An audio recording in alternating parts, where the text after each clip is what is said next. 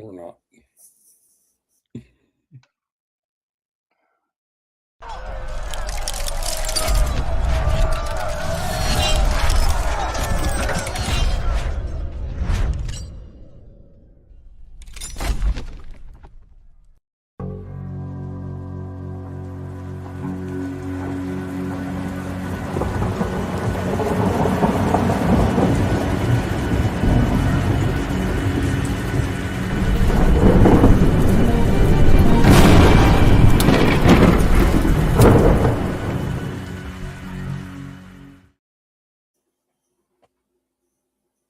Hello and welcome to the Wild Wild West podcast. My name is Richie Riche of the MHRT Network.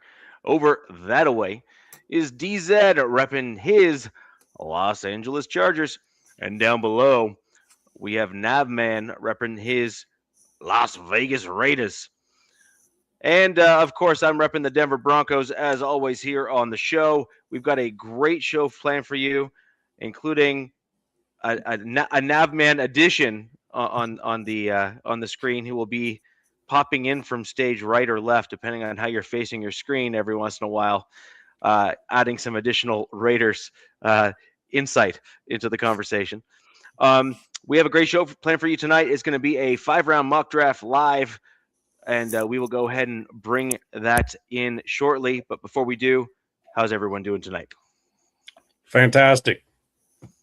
Good, man. Good. What do we? It's 2 weeks from the draft, right? 23rd. Yeah, 23rd. Yep. Roughly 2 weeks away. So it'll be here sooner than we know it. Right there. It will. Yeah, it will. And right around this time of year, I know we may have joked about it, but right around like this exact block is where every year there's some random prospect that was supposed to go in the first, second, or third round that has something stupid that comes out about them. Like, you get that one thing where, Yeah.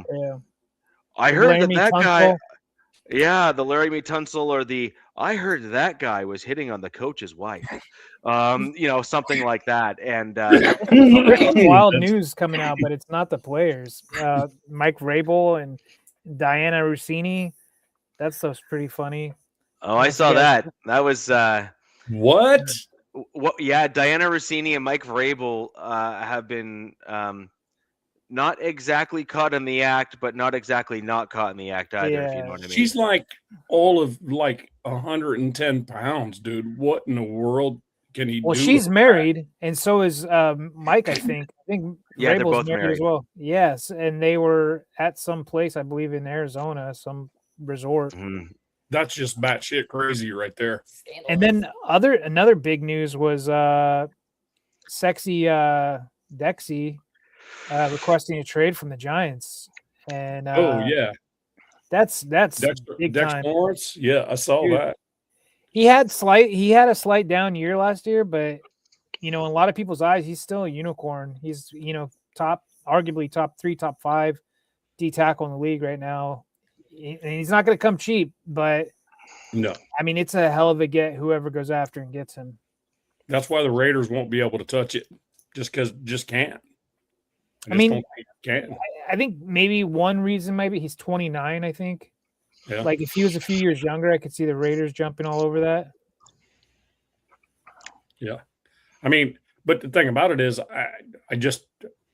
we're making all the craziest deals ever in order to stay with the not trade max piece, to where we expected to have a little bit more left at this point, which I'm not going to argue with. I'm good with having Max back with all the stuff that's in the defense.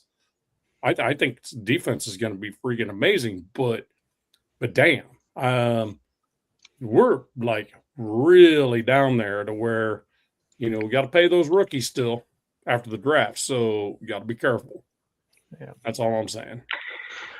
I also think that, if I'm going to be honest, I think what the Raiders are trying to go for is the fastest turnaround team sort of thing. And I actually think it's possible, to be clear. Like, I actually think your team has the real potential to go on one of the fastest turnaround arcs. You got yourself a coach that comes from a pedigree, who I think is going to be able to turn things around. And I also think that you're, and I hate to say this because it kills me to say it aloud, but you're actually building with what appears to be purpose, and I hate it. How crazy And is I that? hate it. No, I hate it because what just that's happened? that's the one thing that your team, if we're going to be honest, and again, you have to be honest about it, that has been your issue as a team over the last several regimes, is that there has been no kind of consistent vision or purpose for the direction. And so you have like this, like the, the odd fellows that are on the team that are all together and they don't mesh, they don't work well, and your seasons have suffered as a result. But you are legitimately building this team in a consistent vision, and frankly, I hate it. But for you, I'm think glad. it's- I think I'm so glad you hate that. I think it helps the West. I think that the Raiders becoming like, I mean, look, within the division, it was always going to be a game against the Raiders. You know, that's just how the division opponents play each other. But I think, like, you know, every GM in the division, you know, from LA to Kansas City can probably see, like, all right, Raiders aren't messing around anymore. Looks like they've got some adults in the room. We're going to have to step up our game. You know what I mean? So love what you just said right there. Mm-hmm. I said that the other night on a live show. I said, looks like we have adults in the room for the first time in a long time. Yeah. So I'm going to go ahead and bring up the mock here, and we'll get we'll shrink our ugly mugs and get the mock draft going. Richie, I wish we had the draft sound effect. That would be awesome. It's like something like that. Actually, what I wish I had is an animation of Goodell walking across and then the boo soundtrack in the background. But I mean, hey, you know, yeah. So, let's go ahead and do that. So we've got Raiders first on the board with pick number 1. By the way, just as an aside, just to make sure that we're kind of all level set here, no trades. I think that doesn't make any sense. And we've seen in the past, actually. No, I would like to see what an offer was. Would you have to restart it, Richie? I'd have to restart it, and I just don't want to. I mean, that's funny that you said no trades, but obviously for what we're doing, it makes sense. But I think the news came out today, like a rumor, something I saw read on X was like people are thinking that this is going to be a super trade heavy draft. But then on the other hand, other people are saying like outside of like the top 15 picks, a lot of people are just going to stick and pick. So you're either going to get one or the other. You know what I mean? Like, actually, I think that this draft might actually surprise a lot of people, because what this draft has, it doesn't have like the Max Crosby or Von Miller superstars per se that are so far ahead of everybody else that you just kind of say, of course they're that guy. Right. But what you do have is Ruben like Bain. Well, yeah, you might have like maybe, like I said, you have like one or two of them kind of thing, right? But what you have is that middle block, the guys that are starting probably in their first rookie year, but they have the potential to be those long-term superstars. They're just not going to be a superstar immediately. So there's a few. What are you talking about? Like defenders in general, or no? I just mean overall. I mean overall in the draft. So like overall in the draft, like the last few years, you've had like say 5 or 10 guys right in that top kind of block of the draft that you're just like, they're superstars, they're studs, they're like they're gonna be the future of the league, sort of thing, right? And this year, I just think you have a lot of really, really good NFL players that are coming in as rookies, and they have the potential to be superstars. But there's a lot of them. Like there's like a huge chunk, Well, And I there's think like that's gonna you're make just it saying different. there's not that many blue chips as Yeah. you know. Yeah. Yeah. Right.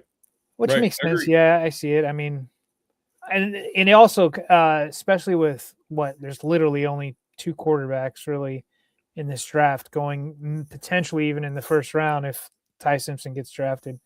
Right. But even with that, it kind of puts a like a different look on this draft as a whole and prospect wise because. Well, I don't know. Happy birthday, Jennifer. Hey, happy birthday. Oh, What's your wish, Jennifer? I'm afraid. she's a Raiders fan, I'm assuming. No, Okay. I don't think so. I feel like we're all waiting in suspense. there. So about those sound effects, there's a drum roll sound effect that would be rather fitting Drum right roll. about now. Yeah. Yeah. Yep. So with regards while we wait for Oh, wow. okay. Well, you stopped having cancer. You went in remission today. It's your birthday today, and you don't have cancer. That's her wish. Oh, your wish that you stop having cancer. Oh my gosh, that's my wish for you too. Yeah. I honestly I hope that wherever you're at, and if that's kind of where you're at, that things stop right here now. At least stop spreading and kind of continue in a positive direction. Here's hoping that that's kind of where you're ended up, and that in the near future you are cancer free. That would be in the at least in the centers here. I don't know what they're like there in the U.S. I've never been. I've been to a few here in Canada. They have the bell, which is kind of the ceremonial bell when Yes. they are deeming you cancer free. Yep. Here's hoping that in the very near future you're ringing that bell. That's kind of the phrase that we use here in Canada. I don't know if you guys use the same thing there or not. And on that Wednesday that bell happens, just let us know and we'll make sure. Yeah, for sure. We celebrate Absolutely. that bell with you. That's a big deal, and here's hoping that things progress in the right direction for you, and you ring that bell soon. We're wishing But well to happy you, birthday Jennifer. nonetheless. Hey, Happy birthday nonetheless. Stay strong. Stay tough. Stay strong. Keep fighting, regardless of what NFL team you root for. Well, I don't even care about that. Just stay tough, stay strong, and keep fighting. Okay, do that. I agree. Well, Nav, we have some decisions to make, and by we I mean you. Go ahead and roll down a little bit in there. Nav's rolling with Kirk Cousins this year, I guess. Yep. I'm thinking we could. Let's propose a trade to the Jets. Can we do that? And I promise it's the only time I'm going to do it. You just tell me you wanted to draft Kendall Daniels? No, just kidding. No, I was thinking with your first more along the lines of Drew Alar or something like that instead of Mendoza. Okay. But just kidding. So just kidding, Nation. I'm joking. I'm joking. No, it doesn't do the. Pick a team to propose a trade to. Okay, I will do that. Let's propose that trade to the Chargers. What? For what? Let's do it. We have 5 picks, my friend. Okay. Yeah, we got 5 rounds. Just take Mendoza and be no, and the Chargers will only have 5 picks. Yeah. So Buffalo apparently wants your pick 22. Wait, there was kind of a little bit of news about Mendoza. I heard today that he's not going to the draft. Yeah, he's going to stay home. Is this right that his mom is in a wheelchair? Yes, she has cystic fibrosis. I think that's what it is. Or yeah. Okay. So yeah, he was catching a little heat, but then people were like, "Dude, he wants to stay at home." Yeah, his mother is ill, dude. Yeah. And she has been. It's really nothing new. It's just people didn't really follow it. Yeah, dude, I gotta hide the vertical. There we go. But I mean, the thing about it is, if the NFL was smart, because they're going to lose a lot of money with him not being in Pittsburgh. If they were smart, they would say, I don't care if you have 100 people coming. We'll bring them all. We'll pay all expense paid. We'll get them there. We'll have hospice people there. We'll have we'll have best medical staff and the whole 9 yards for you to be there. I agree with that, actually. That would be the right thing for the NFL to do, but at the same time, I don't think they're going to do it. They're going to lose ratings for not having the number 1 overall pick in the room. Richie, can you scroll I just want to see just see who's got picked in front of me. Oh, I know where you need to go right here. So we got Bailey. Jeremiah Love went to the Cardinals in this particular draft. Ooh, okay. Which is interesting. Arvell Reese. Carnell Tate, wide receiver, to the Giants. We have Francis I'm not going to pronounce that name. Sure. Moaga, yeah. Francis M. Sonny Styles, such a Sonny badass. Styles. If that actually happens, and that's going to be a dangerous pick for the NFL. And then the Chiefs get Delane out of the draft, and they just dumped their number 1 and number 2. The Chiefs don't pay cornerbacks, man. So this is just they're just draft recycle. This guy will be gone in 5 years. Yeah, it's stupid. They have him on a 5th-year option. They don't need to pay him at the end of that 5 years, and they can cut bait or trade him, right? Yep. Caleb Downs, Jordan Tyson. Okay, I like those. Caleb Lomo and Makai Lemon, Monroe Freeling, Peter the Rams. Wood. Dude, the Rams are going to – I mean, Lemon's a stud. The Rams are going to be – they're my preseason Super Bowl pick just from what they've done in the offseason so far. Gerard McCoy, that's the guy that just that had the ACL last year, right? Yeah. Now, this is where I'm talking about. Okay, so Kendrick Falk, boom, that's one of my guys gone. Akeem Mesidor from at 20. That's another one of my guys I wanted. Yeah. Now I like Mesidor. He's just old. He's an older prospect, but at the same time, like our window is now, and I don't really care what second contract when he's 30, or whatever it is. I'm like, just let's ready to rock right now. So that sucks. So let's just see what the board. Kenny Sadiq, this is where if this happened in real life, right? On the 23rd, you almost have to do it in your position. No, it's I can see the GM trading. Oh my God, I didn't see who else is there. Yeah, McDonald's there. No. It's even better. So my white whale, which is there's 2 blue chips that are staring at me in the face. Is Iona Vega and Sadiq, and Caden McDonald. He's right after that. Damn. So Ione, I would have thought the Ravens would have grabbed him. I don't know. I mean, this is I honestly think Sadiq would be freaking great for you, man.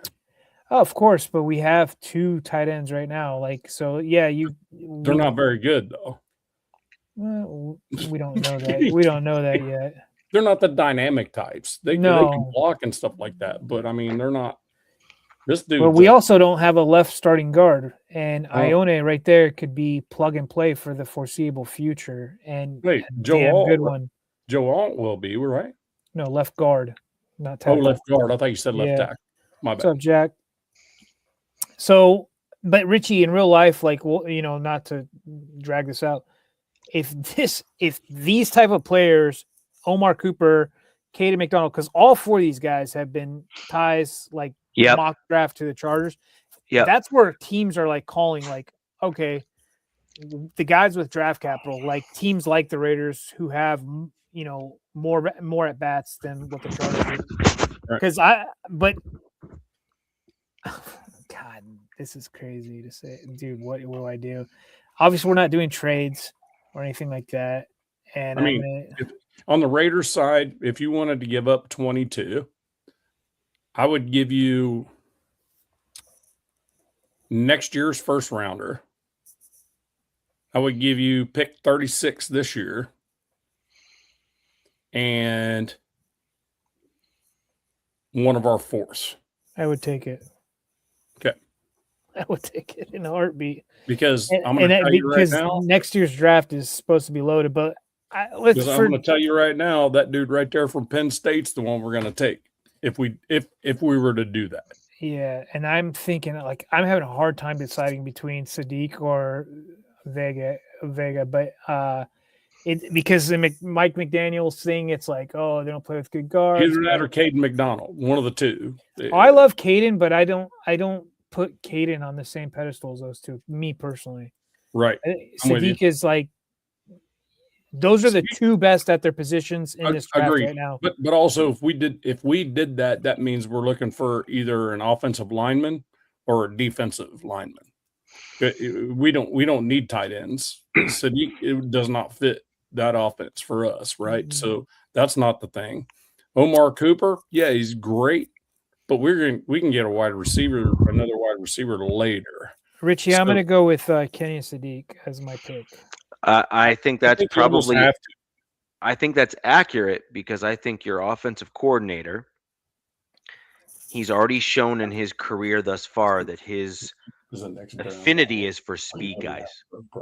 Oh, nice. I mean, this guy. If you look at Kenny Sadiq, he's like this year's Tyler Warren, like tight end and yada yada. Oh, is this Vegas up again on the clock? Pick 36. So your trades that are being thrown your way are Tampa Bay. No, they're giving you a 27 third and then their pick later in the round. It's Tampa Bay, so no. And then you got the Rams, which there's some comedy here. They just want to trade picks for everything, right? That's just crazy. No. They're willing to give you a fair amount of draft capital for that, and they're doing basically a pick swap. To go into the other round. Yep. No. Yeah. And so there you go. So now. Oh, done. McDonald. Yeah. Done. McDonald. Hayden McDonald right there is, that's, yeah. My daughter's even saying, yeah, I can't believe he's still there. I don't think he's going to. Richie, we're not doing trades, right? Or no, I'm just showing you. I'm just showing you what's been thrown up on screens. Okay. What they're offering. Yeah, Jack, I would have taken Ione too, but I'm looking at like positional value. Like, I don't know, man. That one stung. Like, but Sadiq is supposed to be. They're both. I don't know. That's Darren Waller without the drug problem, is what that is. Well, this guy can actually block. So. No, but I'm just saying Darren Waller without the mental issues. The dude is a stud. Can you go to like edges and then D tackles? Just go to the defensive column, and because I see that Lawrence is there. Who can you go to the edge? Okay. Oof. Okay, I don't really hate that. And then can you go to DT? Can you go to D tackle? Any of those are pretty. Oh my God, Caleb Banks is still there. All right, you can go back to like the normal. There you go. All right. So with the 55th pick, the Los Angeles Chargers are going to select.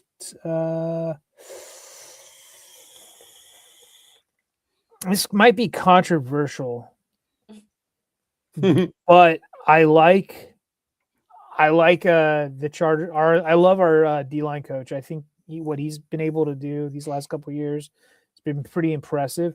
And yes, a third edge would be where I'd go, but I think I'm going to take a shot on Caleb Banks, even though he's not been that really good at run block, and he's got some injury concerns with his height, but big time edge though.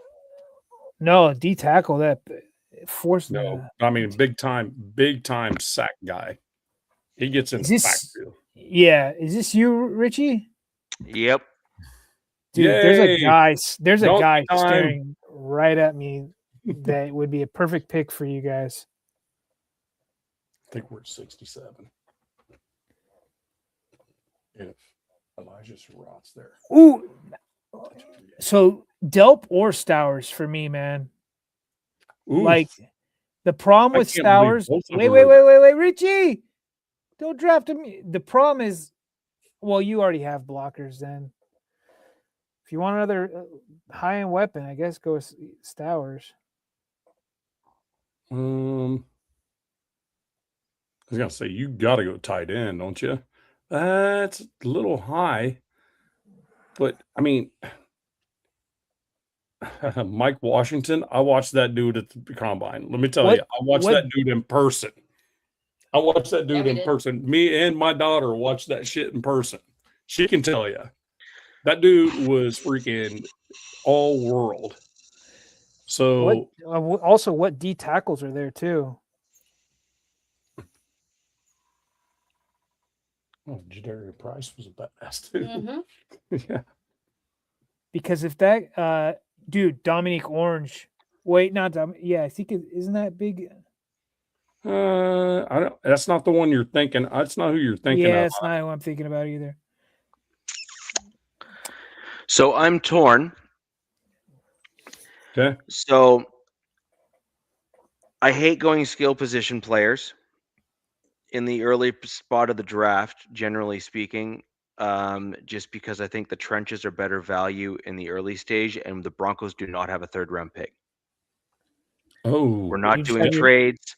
We're Yeah. not doing trades. We're not doing anything like that. So the whole point is we do not have a third round pick. Now, that doesn't mean that the Broncos don't have trade capital to get back in the third in the real draft, Right. but in this True. particular, how we're doing it, etc. yeah. If you don't have a third, you have to like really go to a need. Yeah. For sure. So, the long and the short of it is, in the current offense, the way that we've got things sorted and done, I think that we can get a tight end in the fourth that will fit what we're looking for. Mm-hmm. But I'm going to lean in towards. I'm leaning towards two guys. Katron Allen, running back. Yeah. He is 5'11", 215, somewhere in that range there, 218, right in that kind of that kind of sweet zone for a running back. Pass pro, pass block, as well, pass catch, and he is great running between the tackles. He is a guy that I believe J.K. Dobbins will be able to mentor for my Denver Broncos, and is a guy that is putting us in a position similar, DZ, to what I wanted and I thought was very good for your team last year, which is two dudes that are kind of similar and can do some of the same thing, and you can sub them in and out and ride the hot hand sort of thing as the game goes on. Yeah. And so Katron Allen for me is kind of right near that kind of that top of my piece. Jack, I see your comment here. I'm going to quickly throw it up. Yes, Katron over Price. I think for what the Broncos need and how they're wanting to run the thing, I do believe that Katron better fits what we would need as a team over Price, in my opinion. I think that we have RJ Harvey that we took early in the draft last year. I'm not overly happy with RJ Harvey, but at the same time, as a team, you're hoping that your coaching staff is going to kind of have him get better. I hope my coaching staff makes him better, because he wasn't. I didn't much care for how he ran the ball for the most part last year. Now, on the other side, the other guy that I really like, and again, I'm only kind of targeting certain players because I only have specific team needs, in my opinion, and we need to bolster certain position groups, and we don't have a third round. I don't have something else to go off of here. I love Caleb Proctor. That was my thing, is like with that second round pick, is that it would be a D tackle for you guys. Yeah. But so as much as I like Dominique Orange, totally get it. I think I'm going to probably target Caleb Proctor and roll the dice that my other backup running backs and tight ends are going to be there in the fourth.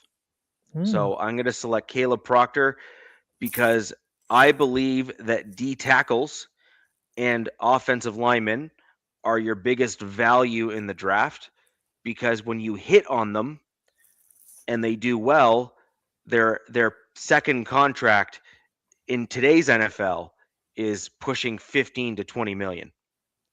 And so you're going to get tremendous value from targeting them in the draft. So I'm going to select Caleb Proctor in the second round for my Denver Broncos. There you go. And we need a guy that's capable of rushing and getting up to the passer in the middle, but we also need a bigger body that can double down as a run blocker as well. And I believe Proctor allows us to get both. Okay. Pick 67. Here's your Nope. Tampa Bay, reject. You got the Eagles. We're offering you. Reject. Well, you're rejecting them anyways, whether you like it or not. But right. Oh, can you go to all? Go back to all, Richie. Yeah, there you go. Oh yeah. Oh no. Okay. All right. Jack, you know what we're looking for. Son of a biscuit. I want to see defense, please. I want to see safety. And is he there? He is there. He's just, damn, wish he, Bud Clark's there, but I really don't want to do that. How about back to offense real quick? Wide receiver. If where's Surratt at wide receiver? There he is. He's at 95 as well. Kind of in the same ballpark. Kenna, what are we doing? We gonna do that free safety spot, or we gonna get that wide receiver for our boy Mendoza? What are we gonna do? He says, "What he's got, Bud Clark or Lee Williams?" If okay. So what do you prefer, Kenna? I'm gonna throw this back at you. What are we doing? We doing that wide receiver? Are we doing? Because I'm all about Bud Clark, dude. But I mean, do we need that wide receiver? Do we want? What pick are you guys at? You guys are at 67. We're at 67, and they're 90 in the 90 range as far as overall. What's your guys' overall? Next pick? But overall, doesn't you know what I mean? It's when your needs are, they're probably in the top 15 in their group. Yeah. So, Kenna, come on, bro.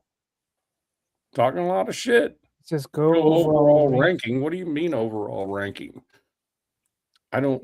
He wants you to go back to all. Just go to all. Okay. Yeah. Go to all. Yeah, let's see what you got there, man. See, Abney, I looked into that dude. Should be better than what people are throwing at him. That'd be, I mean, we're all looking for that free safety. That's really that's a need. So go back to defense, go safety.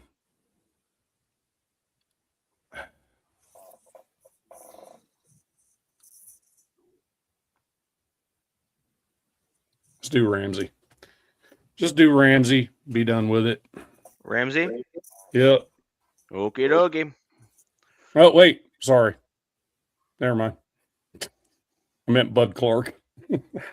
Well, you said Ramsey, and you said it twice.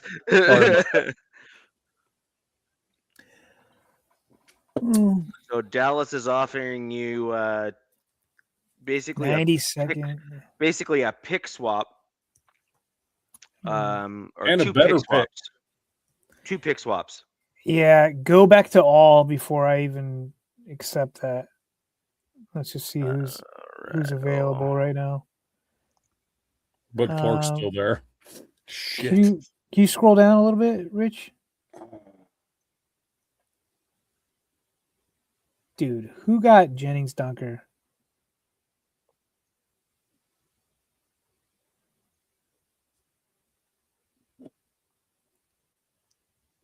Oh my God! Right after the Raiders. The right Eagles. there. Oh, you sons of. Hey, Oh, Kenna, I'm looking at pregame running backs. This very next pick, bro. all right, Richie. I need you to check. I'm gonna have you check out offensive guards for me, man. See some of these guys I like are there. Really, that's what I got right there. I mean, Jalen Farmer. I love Jalen Farmer and Bo Stevens. I'm at what, pick 86? So these, okay, I'm gonna go back to defensive. Go back to D edges. Sure, At the edges. Yes, sir. 102. I need to pee. Be right back. Tim's calling me. All right, that's the top, huh? Derek Moore. I mean, he's got. Hey, I'll be right back. Just need to Okay. hit the head right quick. Man, look at there's another guy down there I like too. Nadam Tucker. Edge? Yeah, I'm looking at this. Is that all the way at the top? Yeah, I mean, I'm just okay. I'm just gonna go with Derek Moore. Derek Moore. Yeah, he's got to work on his motor, but he's got familiarity, especially with the staff. He had a really good year this year as well, so I'm gonna go with him, and he probably fit in as the third rotational edge and possibly take over for Khalil Mack next year.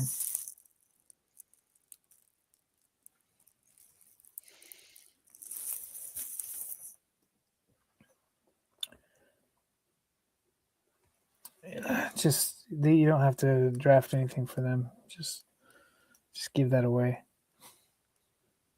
Dude, and look at Tennessee got Jalen Farmer. Oh my god. But that's on brand though. Tennessee has always remember Vrabel was there. He was all about that like the lines and running the football and that kind of stuff, right? Damn. Yeah. I wanted him so bad, but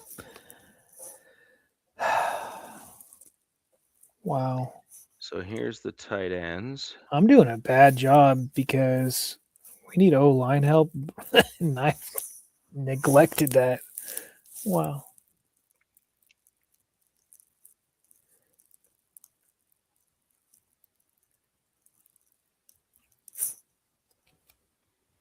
So where are we at? We on what you guys got? You're up. Oh, I'm up. Okay. Well, let's go to let's look at wide receivers real quick.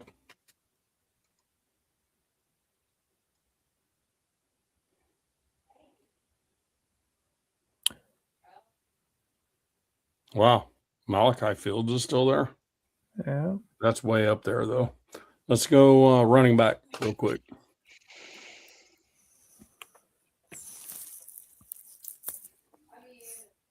Hemby's there. Yeah, I might be able to get him next. We have 4 fourth rounders, so I might be able to get both of them. Forget about that. So let's go.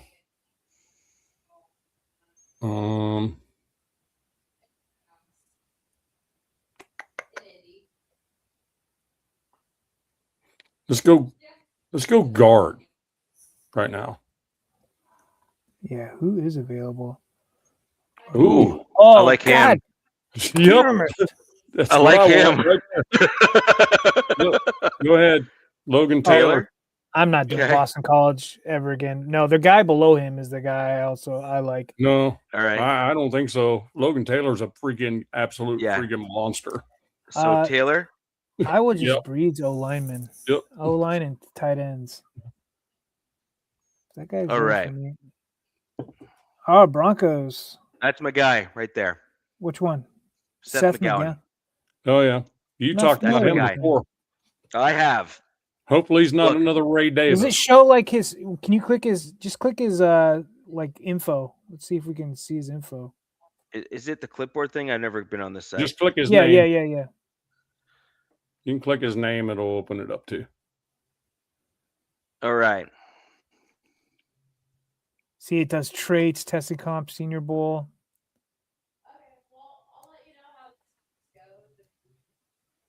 Hopefully he's not another Ray Davis. 6'1", 215, Richie. I know you wanted a bigger guy. Yep. Yeah. I did. So he's got some traits overall. So he's got explosiveness as a blue chip, agility, twitch, receiving ability. He's like at that upper echelon, kind of across the board, which I really liked. Sorry, what do you want to look at? No, I just keep scrolling down. See if they gave him any of like they're giving him pretty good grades on everything. Wow. Yes.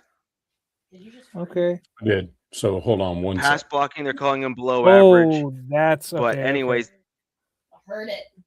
what here? So this, you know what, Richie? Like say the Broncos were to draft him, right? This is your goal. That's his rookie year. He's probably going to be like goal line back or short down situations. Oh, wow. Because if he's not that great at pass blocking, he's your bigger guy. Mm-hmm. He's probably going to be, they're just going to hand him the rock and be like, Yeah.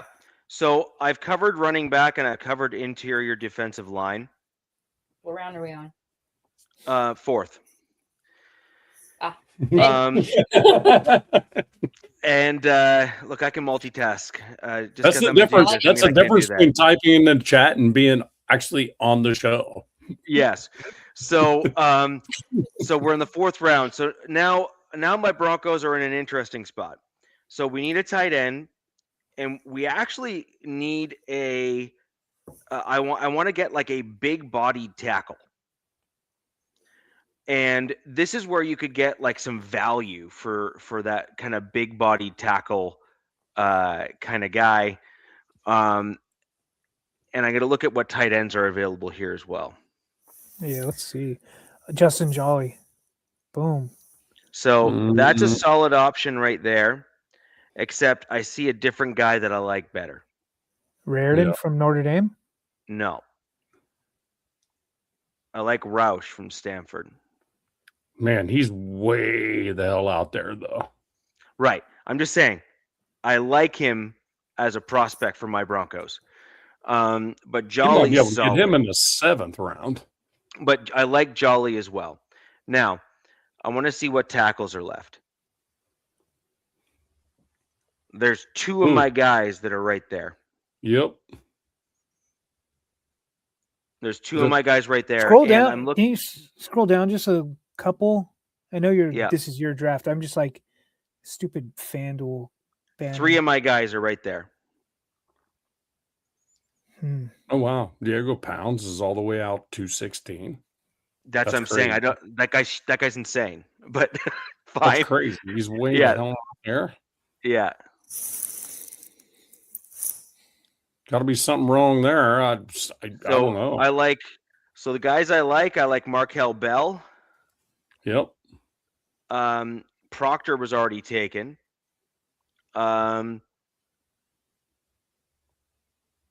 JC Davis.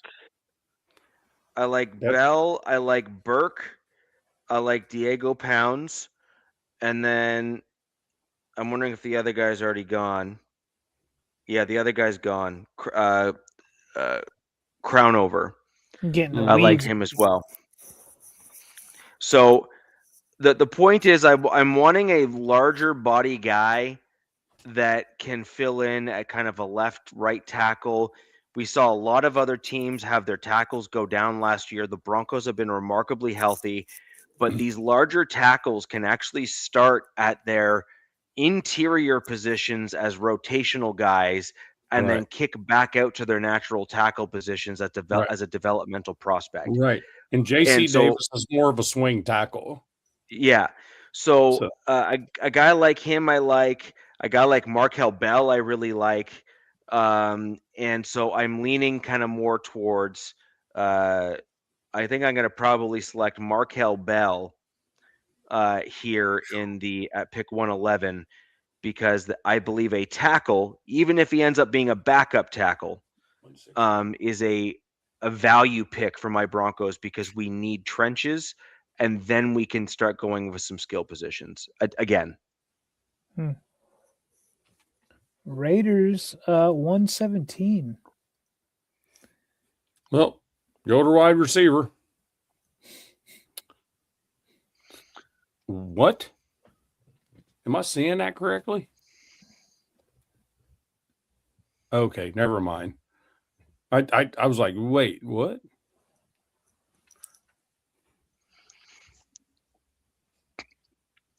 Can you click on Malachi Fields' profile real quick? I just want to check his size.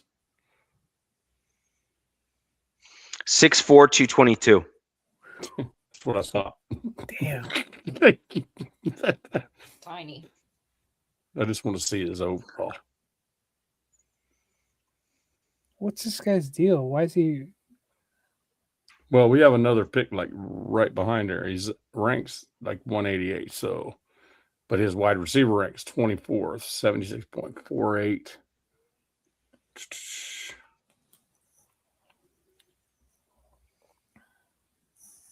All right, let's go out of there and go to running back. Pretty sure Hemby's probably there still. Yep. Okay, let's get him. Oh, he's got his quarterback to play with. Yep. He's also a bruiser. He's also a bruiser to put in front of JT. Let's go to overall, Richie, and then I'll probably have you go to like offensive guard after that.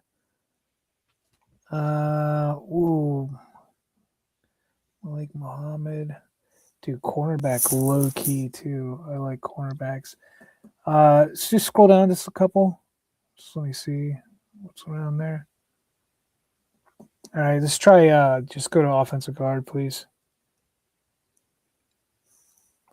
Bo Stevens, boom. Lock it in. Nice. Lock Bo Stevens in. Yeah. Nice job. Easy Great peasy, pick. lemon squeezy. That guy's, yeah. I mean, they'll All right. probably have him compete in camp, but Now let's go to wide receiver real quick.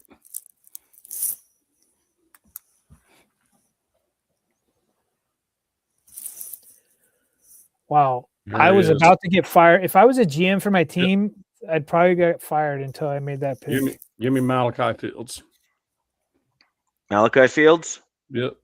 I like his measurables. That's like, but it's what's wrong with him? Why did he fall so far? Does he have drop issues? Not that fast? He's fast. He just needs to learn how to run routes a little bit better. Okay, so his route tree's limited. Yep. I got you. Oh, look, Panthers are going to have 2 in a row, like back to back. What in the hell? I wonder if my wife knows that. Damn. Richie, you back on the tight ends? Oh, look, damn. That dude's still there? Who? Look. Just look at him. Look at the names.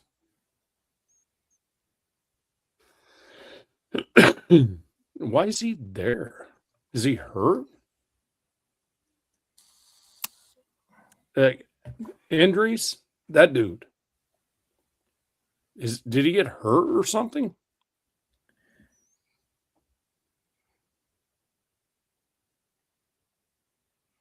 This guy's the same size as Malachi Fields.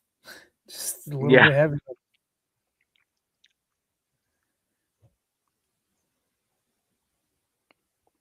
Oh, undersized. Too small for a tight end, I guess. Too small for a tight end. Blocking is above average, but it's his play. It's his power profile, I bet. So it's size, score, power profile. The few times I watched Texas, saw that dude like make some plays. You know, I was like, oh, I mean, okay. There's some teams are just all about game film, and then you have measurements and combine and testing. You know, sometimes it's not a big deal. They just want to see how guys play, especially who they play against.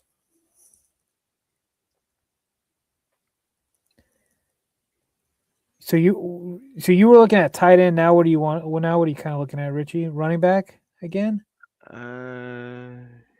Wait, what about D tackles? Any of them? I took one already. You did. That was right. Get another. Wait, did you do that in the last round? First round or second round for us. That dude that Oh, everybody okay. was telling me to get was like So, it's beyond Hmm. where we were picking. what are you thinking? Linebacker? I'm not as familiar with these guys. I haven't done my deep dives into the linebacker yet. Yeah, same. Like I just haven't done my. I just haven't done my. We have the next pick. Look at, I mean, this 455th. Yeah, no thanks. I have no clue. Oh, look, Drew Allaire's there. You should do that. That's Sorry, why. Who, Nav? Drew Allaire should get that guy. Tight end? No, quarterback. Oh. Yeah. I have no clue who you're talking about. Just in case Bo like hurts himself again going in. Yeah, wait, who is your backup in Denver? Stidham. Oh, yeah, okay. Stiddy. I call him Skid 'em. Like in your underwear. Oh my God, there's a guy staring at me right now that I want. Oh, don't say that those kind of things out loud on a live. Yeah, What I you guess just for the young kids, pause, right? Yeah. Pause. 6'7". Oh God. Does Wow. anybody know what that means, or is that just a thing? No, Doesn't mean anything. doesn't mean Okay. anything. Gotcha. You know what? I see another guy there that I might be able to get in the 5th at another position, just because I like running backs and I don't like any of them that we have on the team. I know you hate your entire team, so I don't even know why you're even saying that to us. You don't like anybody. Well, I can fix it. It's just I need time. Do you know what? I'm going to go with the positions that I know and the guys that I want. I'm going to go with Caden Barnett. Wyoming. Oh wow. Okay. Don't they play up? Is it Wyoming? Someone wants to correct me. I think they So, play at higher Here's a trivia elevation than- question for the guys here. Do you know Caden Barnett's nickname?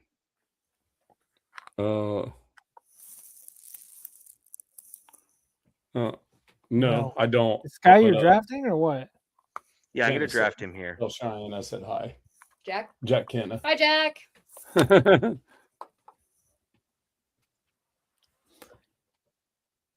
What's his nickname? The Vanilla Gorilla. Oh, that's a pretty good nickname. Wow, But dude, that's a conundrum. That's like a double conundrum. Oxymoron. Double conundrum, actually. It's like wait. Vanilla Gorilla. That's crazy. I So think we it's had called this- a double conundrum. We had this guy on in high school. His name was Kelby. He was a big dude. He was one of our tackles on the offensive line, and we called him the albino rhino because he was just he was like, you know, one of those like dudes from like Scandinavia. Like, I'm pretty sure his grandparents were like fresh off the boat. You know what I mean? Ragnar was his grandfather. Yeah. Dude, he had like the bright blue eyes, like not 1 ounce of melanin on in I his have a skin. friend like that. His name's And- Johnny Walsh. Oh yeah. Yep. Never smiled, was always like wanted to kill you. But yeah, albino rhino is what we called him. All right. Raiders are up. Oh, here's where it gets spicy. This is like, I think, where Raiders start building, like, this is their depth. This Yeah. is like, we're going to So- start building rooms out. This is where I think let's go back to offense and look at wide receivers one more time. Dude, Jack, if you get coach, you're going to have like 3 Indiana Hoosiers on the Raiders.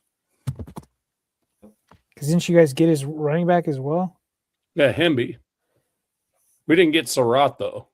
I missed on Surratt. No, got the Notre Dame guy, Malachi.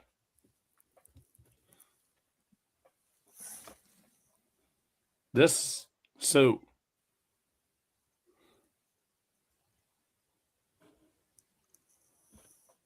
he's still well off the board. Holy shit. Okay.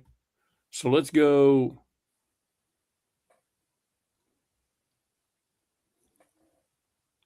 Let's go to the offense. Let's go guard or even center. Either one. I don't care which one. Dude, you guys have see two where centers. Coogan's at. Coogan's at 234. I could probably get him in the 5th or in the 6th. So, back to guard.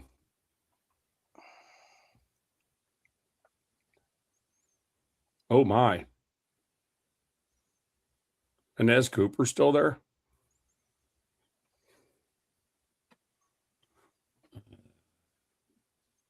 Take a look at him real quick, if you would. Miami had a squad this year. Yeah, they did. And our offensive line was amazing. So That's why I wanted Mesidor, man. Damn it. 6'6", 350, huh?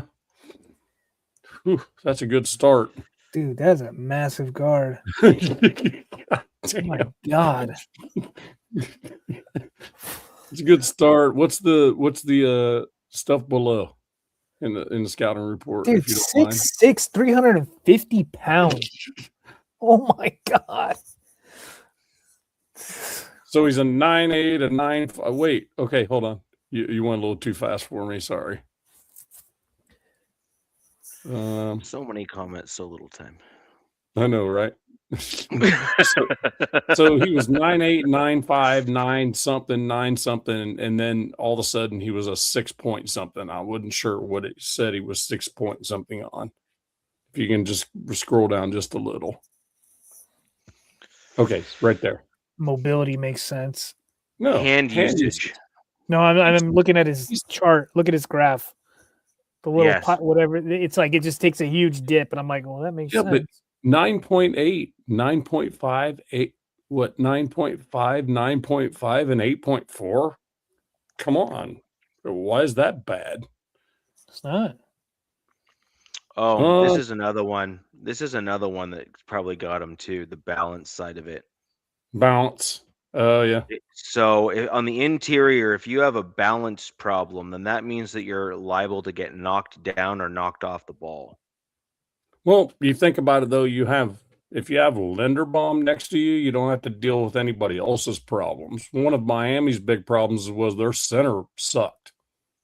So At very least, Nav, this is a guy that you guys develop. yeah. So he doesn't necessarily start right away. You know Yeah. what I mean? Like, Let's go ahead and pick that dude up just for measurables alone. yeah, why not? I mean, that's just crazy. And as Cooper? Yeah. Yeah, and Yes. that's Cooper. Yeah. Okay. Lock it in. Let's see. The 176th overall pick. Oh, let's see what Richie's got. This is what PFSN is giving him. Well, go over your draft, Rich. Sure. C minus. Holy shit. What And happened? maybe tell the people in the chat because why you guys didn't have a first and third round. So we traded for Jalen Waddle, got rid of our Yep. third, and then Yep. we did a That'd be fourth a big round. reason. We did a fourth round pick swap. So the mental math from the coaching staff and the front office was that they didn't think that they were going to get a wide receiver at his caliber at that stage in the draft. I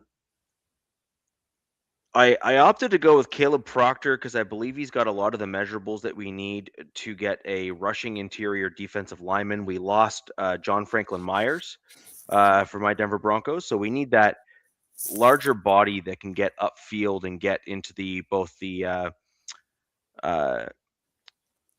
rush the passer and also get involved in the run game a little bit. And I believe Caleb Proctor fits that mold. And he is on a team with other linemen around him that can help elevate him a little bit faster than he otherwise would be able to be elevated. So I think that's a big deal. I move on to pick 108. I probably should have.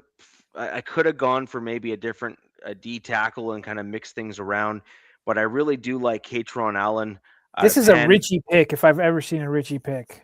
And Like Yeah. this is like other Bronco fans are like, you MFer, but Richie's like, I don't care. This is what I want. Yeah. This is who I've been calling for in this backfield for years. And for Yes. some reason, Sean Payton keeps getting these other types. But yeah, go Look, ahead. let's put it this way. Go back and look what plagued the Broncos in the latter half of last year's season. Yeah. Okay. J.K. Put Dobbins being hurt. J.K. That- Dobbins like- was hurt and he was not around, and we did not have a run game as a result. Okay. And then when you have to rely on RJ Harvey, what happened? Rob Snyder's quote comes into play. Oh no, we suck again. Oh no! No, we suck. well, I mean, Like that's hilarious. I was saying Yeah. when you guys had to rely, because even JK you with can his do it. smaller stature, JK will sometimes, he's patient enough that he sees a gap in like the A or B, he's taking it. He'll do it. And I mean, but JK likes to, just to his size, likes to bounce outside. RJ Harvey, on the other hand, tried to bounce everything to the outside. Now, whether that was by design or, that was the coaching staff, who knows? But if you get a guy like McGowan, or is that how you say it? Yeah, McGowan. That size. I mean, He's going right dude, up the middle. Yeah. Hopefully he's not. Hopefully he's not another Ray Davis out of Kentucky. Yeah, but That's- so I had three guys as after I did a little bit of a deeper dive. I posted on X like my top three running backs, the guys that I really like for my Denver Broncos. I had Katron Allen, Seth McGowan, and then another guy who I think might be available in the 7th. And if he's there in the 7th, the Broncos better freaking take him. And that is Rasul Faison. Or Rasul Faison. Sorry, I'll pronounce his name Rasul Some of these Faison. names are crazy. And so Rasul is another guy who is in a similar size mold. He is 6 foot, 6'1", 220, like right in that general kind of ballpark. And the Broncos need another dude that can counter and go alongside JK. 40, That 48 JK has got like say No, 2 no. years with the Broncos, right? And we need a younger back to step in to fill that role so that we can then double dip again in the draft next year to get another running back to backfill. And Richie, kind of like to go against your pick a little bit is Broncos have been really good at finding UDFA studs. And this is where I think that they would look for a large running back would be one of the UDFAs that they would bring in. And because kind of what I alluded to is what's this guy's weakness that we saw on the chart was his pass blocking, right? So Yep. you got him coming in. Defenses, they're going to know. They're going to be like, all right, dude, it's a run, right? So they're going to just stack the box on this cat. So I'm going to push back a little bit on that, just a little bit. The thing with the college ranks with running backs is some systems, and I don't know enough about Seth to know Right. enough that he didn't have to Yeah. do it. I have to dig a little bit deeper into his tape. Sure. But some systems just don't ask the running backs to pass pro That's fair. all that much or at all. And so they just don't have practice with it. And so sometimes I don't think you could click on this either anymore, because I was going to say we should have clicked to see if he had Senior Bowl notes, because then that's where they would have probably like put in like his past stuff, because they always have him do those one-on-run reps and stuff. Yeah. So Seth McGowan is the one that I really did like. I thought he had some good run up the middle plays. I thought he also had very good pad level, not quite as good as Katron Allen, but still pretty darn good. And then Rasul Faison is another guy that I really liked, who was able to keep his pad level straight and not get brought down on the first hit. And that's kind of what I'm looking for when I select a running back. CJ Anderson had the same trait coming out of college, and he was one hell of a running back for my Denver Broncos. Kenna, Next Kenna, is stop calling me. I'm on the live show.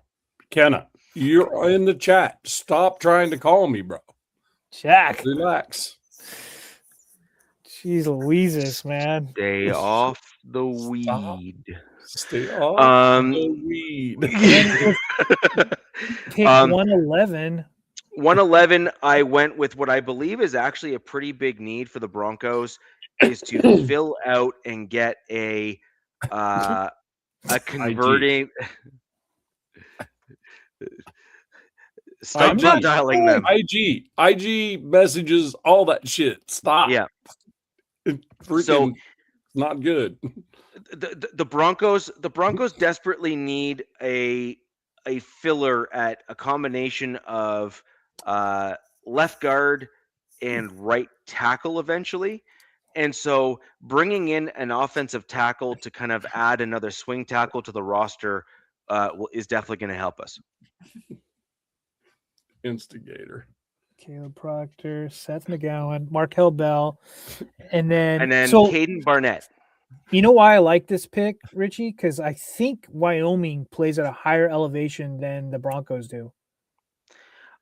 They play at a good elevation. The other thing I like about Caden Barnett, if you actually go and look at his actual stats in terms of how he plays, Caden Barnett is one of the angriest players on the football field, and that's just kind of my brand of football.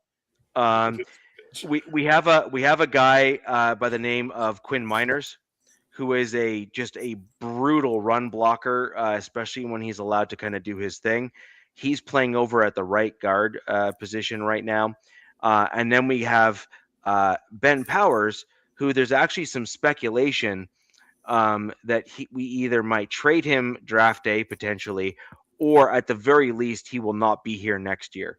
So bringing in a guy like Caden Barnett, who can kind of slide in and take over for that left guard position, I believe eventually as a starter, just as we did with Quinn Miners, who again was a D3 player, Quinn Miners. He's now a starter at the NFL level, and I think Caden Barnett can fill that role for us on our team. So Broncos didn't have a third and didn't have a first, so that's why I only had 4 picks for our 5-round mock draft here. Ideally, I probably would have maybe maneuvered this a little bit better and potentially picked up a tight end and then maybe move Caden Barnett to maybe the 6th. But I wanted to make sure I picked what I believe my team needs, which is a running back and a whole bunch of linemen. Kenna wanted you to pick all Notre Dame players. I'm sure he did. Hey, look. First, Rosetown, 48-40, baby. 48-40. 48-40. Let's just leave it at that. He did if you know, you know, and I have no clue. If you know, I'm you sure know, Ricky you know, you has know. no clue. That will be a conversation in private with the 3 of us if you guys want to talk about that. But the other part has to do with the interruption I had on my live show a certain Is this what you talked about last week? Yeah. Okay. Yeah. It was ugly. It was Ooh, rough. what'd I get? I got a B. All right, let's see. Hey, that's pretty good. Yeah. All right. I mean, Kenny Sadiq is next level freaking. This could either blow up in my face, like I'm pretending I'm the GM, right? You This could just either said another pause right there. Oh God. I'm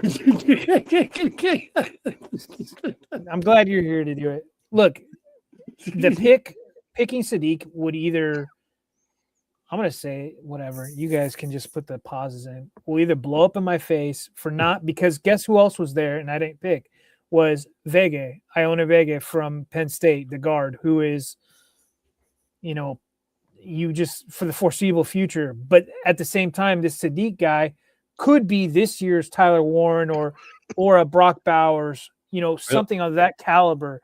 And with this, and the Chargers offense, still needs some juice on it, in my opinion. Like it's we'll see with Trey Harris, but look, I went with Sadiq, and it's like I feel good, but then a part of me is like, so yeah. And then at 55, Caleb Banks, and I kind of did that because I like our D-line coach. He's got there's still some question marks about this guy, but like if he hits, this guy could be a game wrecker, man. Like he could be an absolute game wrecker if he hits. His size, I think he just needs, some right coaching, and he's got to get right off these foot injuries. I think Jack mentioned it in here, something about his, I don't think he's the highest. Oh, okay. Yeah. I did see no one is Brock Bowers. Okay, man. I think Tyler Warren's better than Brock, but that's just me. Anyways, yeah, so I like Caleb Banks. And then I heard Jim Harbaugh had a hard on for him, or was goo gagging over him at the Senior Bowl or whatever. Or I think it was not the Senior or the Combine. And then 86, I needed to get an edge. And I actually don't mind Derek Moore. I've a lot of the other Charger podcasters have been talking about him, especially later rounds. He's got two really good guys to learn from Thule and Khalil Mack, and he's got to polish some stuff up. And then what I would have thought, if I was a GM, I was going to get fired if I didn't get any O-line, because we currently don't have a starting left guard. And Bo Stevens happens to be there, who I actually really like and wouldn't hate this at all if he was there for me. What did they give me, a C for that? Okay. So passing grade. It's okay. My entire draft was a C-. Yeah. I don't know how many people in here play fantasy, but usually after you're done with your fantasy draft, people are like, oh, what grade did Sleeper or whatever give you? And I'm always getting a horrible grade, but I'm always constantly in contention for, the championship or in the playoffs. So sometimes these grades don't mean jack. You know what I mean? No offense, Kenna, but they don't mean jack. But yeah, I don't hate it. I actually, if this happens, in a couple weeks here, I'd be happy as a pig, and you know what? So pig and poop. Yeah, man. Cool. And in my opinion, I actually think the Broncos could be in a position where they may trade one of like 2 or 3 guys on the team, just because there's a few guys on the team that we're not going to bring back next year. We have some depth at some certain positions on our roster that might free up some space by trading them in the draft. Right? Secondary, our edge room is pretty deep right now as well, so we could trade an edge guy to kind of maybe get back into the third if someone feels that they like one of our depth pieces better than they like what's available in the draft, kind of thing. And then the other one is going to be obviously Riley Moss, that I just don't think the Broncos are going to have the cap space or the desire to want to re-sign. I think that we brought in our that first round draft pick last year, and I think that we may well trade away Riley Moss, and he would probably net us right around that third, maybe a third and a sixth, a third and a seventh, something like that. And then there's been some additional talk, because we brought back both of our quarterbacks, both of the second string and third string quarterbacks on the team. There has been some talks that for a team that doesn't get their quarterback or is quarterbackless after the draft or after the first round of the draft, that Jarrett Stidham may net us somewhere in a third round or fourth round draft pick, just because he's a competent quarterback for a team that wants to at least look modestly competitive. And I could see something like that happening. So there's a few players on my Broncos that I think are going to be potential trade options for other teams in the draft. But let's move on to the Raiders and see what they've done here. This is look at that. Got This an is all you A. have. I called it an A-. I looked at Shy. She goes, I think maybe a B+. And I'm like, I think we got an A-. Literally C, B to A. Wow. So there was a mistake there with Kamari Ramsey because I actually meant to take someone else, but he was the best player on the board, though, at that position at that time. Were you trying to get Yep. that Bud from Yeah. TCU? Yeah. Oh, okay.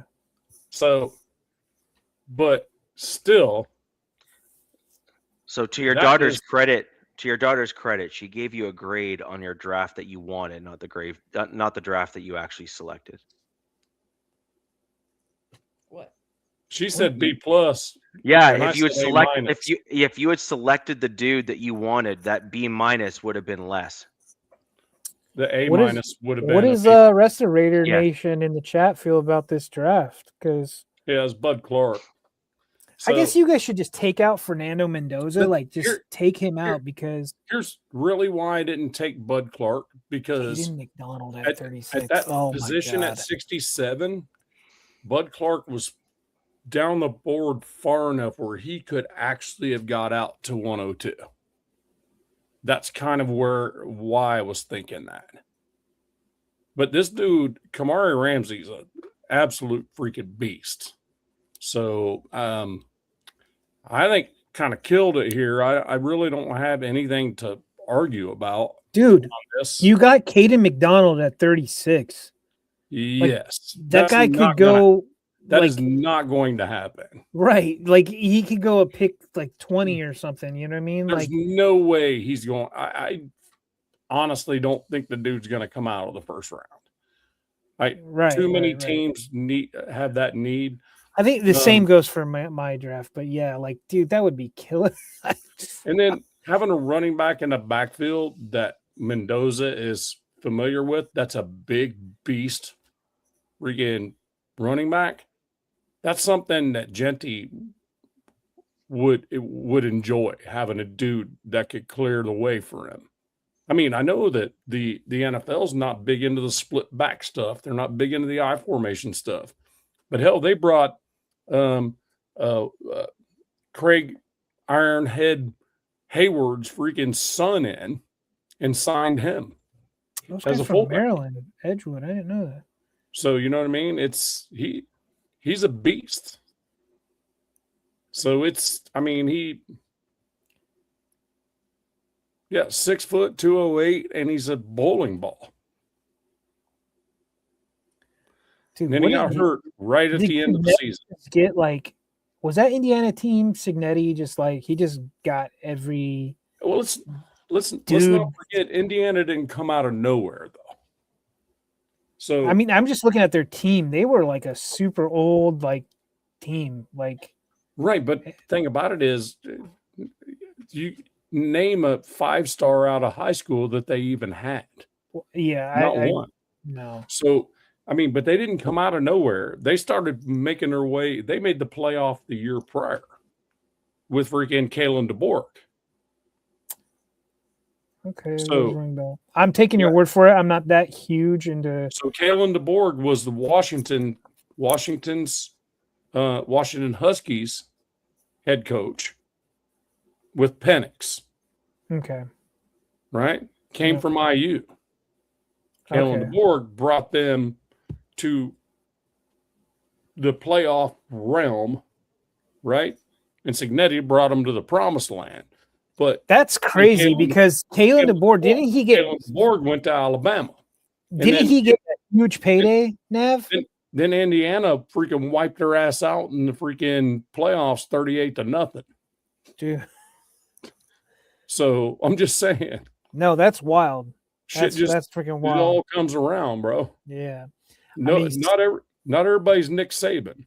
No. So just saying. I mean, Yeah. IU didn't really come out of nowhere. Is it last this year? 3 years, Yeah, they've been in there. So Matt, is it this year is the last COVID class, or are people saying some next year? Is it this No. is no, not unless they redshirted. They were redshirt freshmen in the COVID year, they actually, and an injured red shirt the following year, then they can actually, and it's literally a freaking 2 handfuls of players throughout college. With this comment, to be fair, from what I heard from guys who like Nav but do shows and stuff about college, high school ratings are complete bullshit. Yes. Like, they just hand out like, So oh, homeboy's he's a 5-star, he's a 4-star. It's all BS. those are all handed out in the, like in Indiana, it's IHSAA. So what they do is they rate their Indiana players based on their stats, who their number ones are, right? And then each state does that. Then it goes to a governing body, and then they choose the stars based on that. All right. So, but I it's get that literally point. like What being- Jack says, like, yeah, like Oregon, 50, everybody wants to go there because they're pretty uniforms, right? And Nike and the whole nine. And then what Signetti did with Indiana is extremely impressive. You can knock it saying they had a lot of old players on their team, but it was impressive nonetheless. well, to be honest with you, Indiana, the all of the 5-star recruits, only one of them will be in this draft, and that is Pons. This upcoming draft coming up. Pons, and he's like a very short corner that's not going to go in the first. Gotcha. So Pons is, now he's dynamic and he can jump his ass off. The dude can fly and jump like crazy. I watched him at the combine. That dude was freaking smacking down the freaking popsicle sticks over 6'4" dudes. And He then was going up higher. Yeah. And Nav, the Raiders have 10 picks, right? 11 total. So it's 11, and you have like 4 4s or something crazy. Yep. Pons is 5'8" with a 46 vertical. Jeez Louise, dude's got hops. He's like a rabbit. Yeah. So no, I'm saying it's like as a Raiders fan, you don't expect them to draft, make 11 selections. So they're probably, what do you think, 9 selections or 10 or 8? Because they're going to want to trade up for higher quality. Or if it goes the way the first 2 picks went in this particular one, you get Mendoza and McDonald right there. I can see that 67 pick getting dealt. Well, I'm saying like with those 4th round picks, like that's ammo. I feel like for you guys to like jump up and grab somebody. Right, but I would say I don't think we're going that way. I think that 67 is going to be, if anything gets pushed, that one's going to be the one that be trading out of. I think he might be right, but I think it's going to be slightly different. I think what you're going to need to do is, I think your target may be a Caden McDonald or someone in that vein for the D lineman, because Kubiak comes from that general kind of mold, right? Like he comes from the Shanahan tree and mold and everything else. They know what they're doing. So I think what you're going to see is in this year's draft, we've seen, I was talking with some other guys as well. We've seen the last 5 or 6 Super Bowls where D-line and overwhelming defensive line play have basically won the game for the team that's won the Super Bowl. I think I mentioned this a few weeks ago. Yeah. And that's why I'm like willing, like Lawrence or Dexter Lawrence is requesting a trade. I'm like, I'm giving up my first round. I'm giving up my first round pick, and I'm giving up probably like another pick or player, and then a future pick. But I also see teams like maybe the Detroit Lions doing the same, who have an earlier pick than my team. So like, dude, But the point is that I could see Nav's team with 11 picks saying that doesn't make a lot of sense. That's going to blow through a lot of extra cap space that we don't necessarily want to blow through. And we can maybe consolidate talent, spend maybe only slightly less, but get better caliber players to like strategically improve our team in the right direction with players that we think are going to work. And I could see in this year's draft, because it's a copycat league and everyone wants to try to, match the next guy. I think that what we're going to see is like we saw a couple years ago, where because the quarterbacks are, we'll say, not the strongest this year, and there's a big gap then that needs to be filled, I could actually see the first round going in a massive run on D tackles, as Right. well as like D tackles, D ends, and edge rush, because what we've seen in the Super Bowl runs for those teams that have been successful. As a result, I think it's O line. I would throw offensive tackles in there as well because no, Right. 100%, yeah, just trenches 100%. in general. But my point is that in order for Nav to get his D tackle, which I agree, I actually think his team needs someone to help take the pressure off of Max and then kind of free up that additional middle section of the field, etc. You have the picks, you have the cap, and you have the fortitude actually, and the runway within your new coaching staff to not do really, really well this year. And as long as you do better than you did last year and continue that forward progress as a team, like why not trade away pick 67, pick 36, and maybe one of the other picks in the later part of this year's draft, move yourself back up into the latter part of the first round and pick a dude in that high 30 range, or like high 20s and then the low 30s there to get that fifth year option, because these D tackles, if you hit on one of them, like we said earlier, you're talking 15 to 30, anywhere from 15 to 30 mil a year, depending on how good they are. You just said something that was key, is that that fifth year option, right, man, is massive. So a lot of these players in this first round it's like business decisions. You know what I mean? Like, well, that's how we got Linderbaum, Mhm. because the Ravens didn't want to pay his fifth year. Yeah. So I could totally see like pick 36 and 67 and maybe like 175 or beyond that. I don't know what other picks you have, but something like that, kind of getting packaged together to move back up to like, I don't know, pick like 29, 29, 30, something in that range. Well, And you guys to hit on another D tackle or a D tackle to get that fifth year option. And I've always been told if you have 2 4s equals a second, 2 fourth rounders equals a second rounder in this day's draft. Okay, so we have 4 fourth rounders. Okay. So that's why I'm saying I don't see us moving from 1st and 36th. 67, if there's anything to move, that's where it'll start at, depending on who's there. Now, those 4s that come around, okay, those right there can be moved back into the second pretty easily if the right person is there, if the right one's there. I think there's a lot of value in the second round. Oh my God. The second and third round, yes, like are huge in this Getting draft. back in out of the fourth, back into the second and third round's a big deal. Dude, massive, Nav, because let's be real. Like, in my opinion, I don't think Sadiq or Vega are there for my team at 22 at all. I think they're already been picked.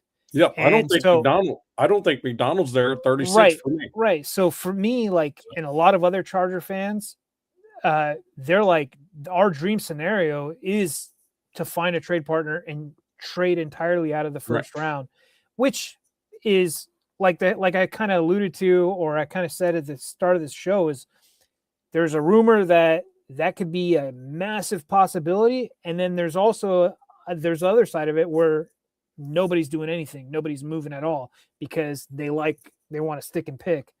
So yeah, like, yes, like you were saying, that second and third round, the value is huge, but you do lose a fifth year option. Yes. Right. So that's another thing to think about.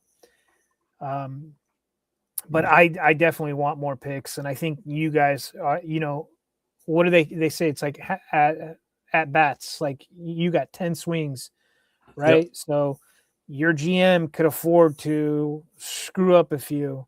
Richie, Yep. how many picks do the Broncos have in this draft after dealing 2? So is it 5 as well, or 4? No, I think it's more than that. Well, I know You the had- Chargers, we only have you had 5 picks. 5 picks. And to be honest with you, it's not enough, man. Like, We I have wish. 7 picks. Okay, Yeah, that's see, all the way out through the 7th. even That's all the way to trading, the 7th. even trading 2 of them away. Yes. And yeah, so yeah, you guys are sitting pretty, and Broncos especially how their team was already built and the re-signing and what you guys lost and gained. Yeah, There's no Yeah. way we get Matt, McDonald. at I think 36. everybody loves that Ginger Dunker, man. Yeah. He's got position versatility. He could play. I mean, he's a tackle, but people are slotting him as a guard. He's got that, like, they call him the old school body type. You know what I mean? Yeah. Jennings Dunker is. I just say, like, look, if my team can't have him, I don't want any team in this division to have him, because I'm gonna be really pissed having to see him. Brock Bowers already pisses me off seeing him as a Raider, because I really love Brock Bowers. I think he's an amazing guy. You know how much grief I took for saying we need to take Bowers at our position. You know what I mean? Where we were at, because best player available. We need a freaking compliment to freaking Mayer, because we got nothing else going on. So, you know what I mean? We gotta, at least we can go 12 personnel and maybe score a touchdown from time to time. Just didn't realize the Bowers was him. Tom Telesco kind of, like, low-key hit it out of the park for you guys for your draft. He did, on his way out. Yeah. Yep. All right, guys. Hey, I got to bounce. I got to get up like mega early tomorrow and get on the road. So I appreciate you all. It was a good time. I think we kind of hit it out of the park, all 3 of us. I mean, we're doing it real. You know what I mean? Like real style, the way we would see it. You know, doesn't mean our teams are going to see it the same way we see it. But Look at the Ravens getting Sam Hecht at center is Yeah. that's solid. isn't it? Nav, I will guarantee you my team will not pick the players that I would like them to pick in this draft. Probably I not. will literally guarantee it. Probably not. But guys, hey, I appreciate you. I'm gonna crash out. I need to go to bed. I gotta head out in the morning super early. Chiefs getting Jacob. And so hey, I appreciate you all. Hey, Raider Nation, love y'all. Kenna, Rosetown, all you guys that was in the chat, appreciate you guys. Have a good one, though. I'm out. All righty, man. I'll see you. Richie, go back to round 1. Yeah. Let's just go through this real quick. I know this is just, whatever. Like, it's not the real thing. I just want to see where guys land. Ruben Bain to the Saints. Wow. Tyson to Miami. Okay. Caleb Lomo, Kai Lemon. So they did a couple trades actually in this. Yes. Yeah. Mesidor going to Cowboys. Now, oh no, I'm not gonna even float rumors out right now. Wow. Freaking Bears getting. I don't think that Bears need a guard. Did they lose one of their guards? Pardon me? The Bears. Like, they have Vega going to the Bears, like, on this. Yeah, we know. You shouldn't have taken. Oh, Biggie's already coming at you. No, you. Me? You shouldn't have taken the tight end. You should have taken a defensive tackle or an offensive lineman with the pick. You may not be picking first. He's basically saying that you're picking here. I think he's talking about you. I didn't take a tight end because I'm not in the first round. Oh.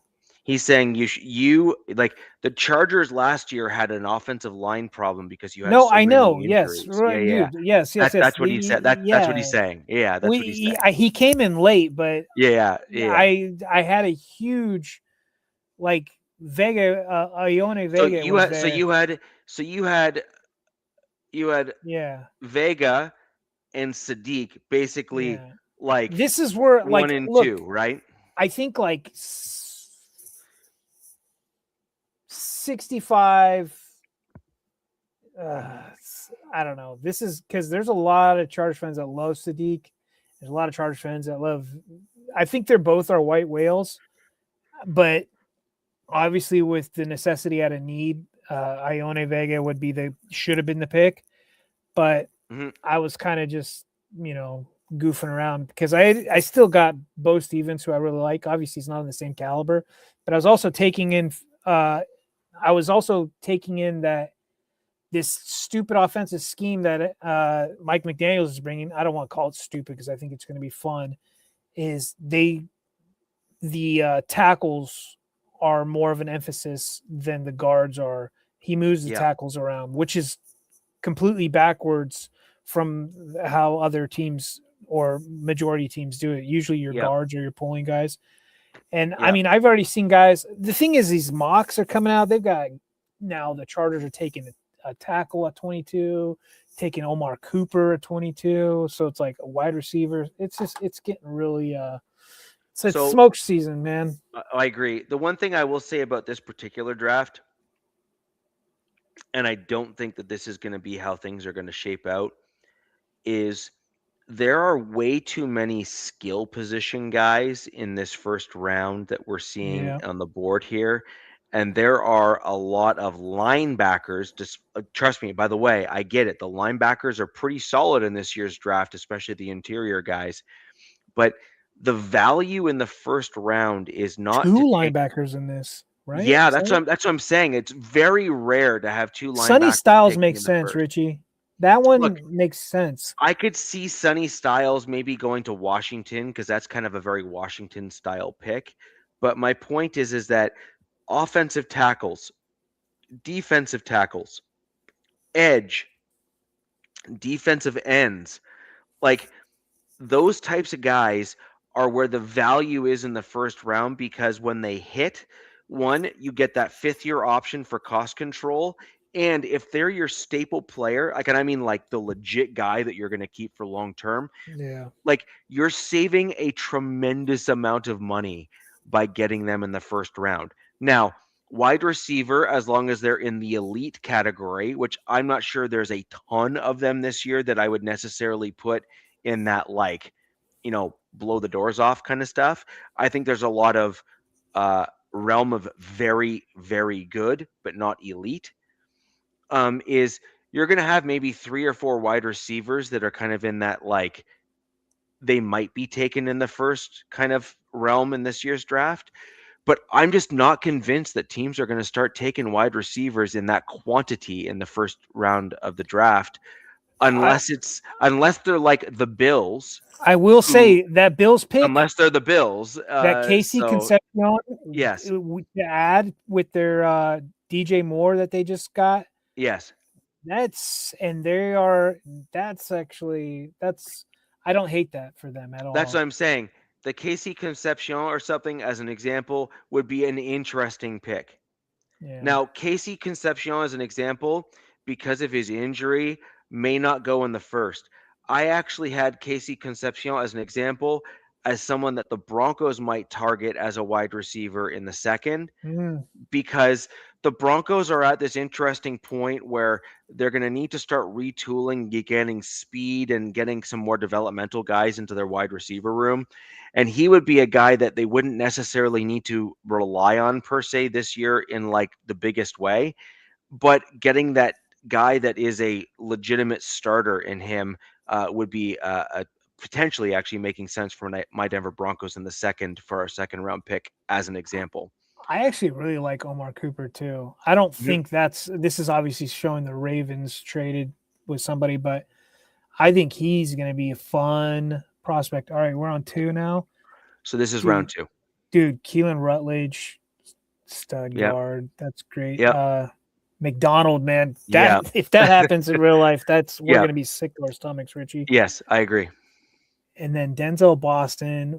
Rodriguez is a legit pickup for the Chiefs. Whoa, if that wait, happens. Chiefs. So yeah, they traded back up. Yeah. Yep. In this draft here, they basically said, screw the picks and we're getting our guy. Yeah, I think so. Yeah. Ty Simpson. So that's where he goes. That kind of sucks that he's not getting picked. And you're going to want him to get picked at the. You're going to want him in the first, end of the Yep. first, something like that. That's an example of a guy, a quarterback or whatever. Now, then the flip side of this, DZ, here's an interesting one though, right? Is you can get your 5th-year option and then get that 1 year additional year of some modest cost control, and then you can extend them in like year 4 or 3, and then maybe try to get like the value out of it or whatever. But I do wonder if they're basically saying, we think you're good, but not that good. And I'm wondering if they're basically saying, if you hit and you're in year, say, 3, which is when they can extend him, and you've actually done right by the team, we're fine to pay you early so that we get to get a little cost savings, because in 2 years down the road, your price is going nothing but up. Or at that point there, we might just kick you to the curb. I don't understand. I'm looking at this, like, look at the Ravens. They got Emmanuel Pregnon, who I think like Pregnon's probably like the 2nd or 3rd best guard in this draft. Yeah. That dude like is going to move people off he's a stud. I mean, like, they got Chase Besantis too, freaking. But the Ravens, like, weren't they like? Didn't they trade up, or would they trade back? They must have traded back in the first round, because how the heck they got Sam Hecht in? So they stay, yeah. So okay, they traded out. So they were, I think they're at 14 originally. So they traded back. Okay, they traded back. This worked out for them big time. And then, yeah, and then in this draft here, so they traded back, and then they so got the Ravens are Pregnon here, and Sam Hecht, and then they got Hecht. They just rebuilt their O line after losing one draft. Linderbaum. In one draft. Oh my God. Yeah. And then Indy getting Gabe Yakis, that edge, I really like him. That's a guy a lot of Charger fans are keying in that hopefully we can get him at 55. Really like him big time. They just had him in the building the other day too. Yeah, Jack too. Yeah, the thing about Banks is just that there's a lot of question marks, but I gotta trust the scouts and the coaching, right? Like, they want him. I mean, and then where you guys? Caleb Proctor, D tackle. Right. Again, my comments are the same here, right? Is I'm looking at value versus player versus need, and the combination of that for me, I think, just made too much sense to go for Proctor, given who was left on the board. And losing JFM is a big deal, and we have not yet replaced him. And that doesn't mean that my team may not just go out and still get someone like a Calais Campbell. Calais Campbell is still a very high production guy. He is a Colorado native, which a lot of people don't realize. He's a Colorado native. Yeah, I didn't know that. There's still some dudes out there.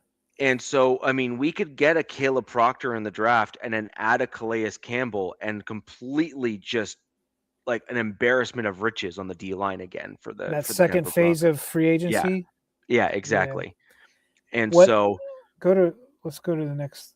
So anyways, that's a real, like I'm saying, that's a legitimate that's an actual possibility. Because by the way, Calais Campbell, going back almost 5 or 6 years now, has basically said, I want to be a Bronco before I retire.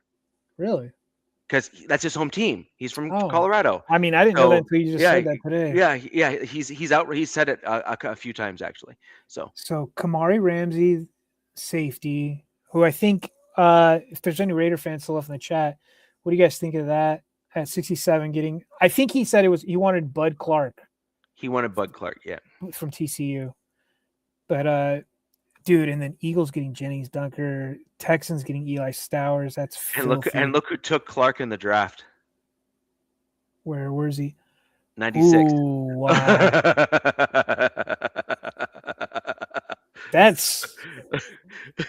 Wow. Yeah. Okay. Sorry, I thought you'd get a kick out of that one. So Richie, this is Dominique Orange. That's another guy I was kind of thinking that I know. I was thinking about him for you guys. A lot of people like him. I've heard good things. I really do. I've heard some great things about him. So he's Dude, look at him. 6'4", 325. That's exactly kind of the style of player that I'm talking about as well. So I Big mean, if we got citrus, man. Look at this dude. He Yeah. is just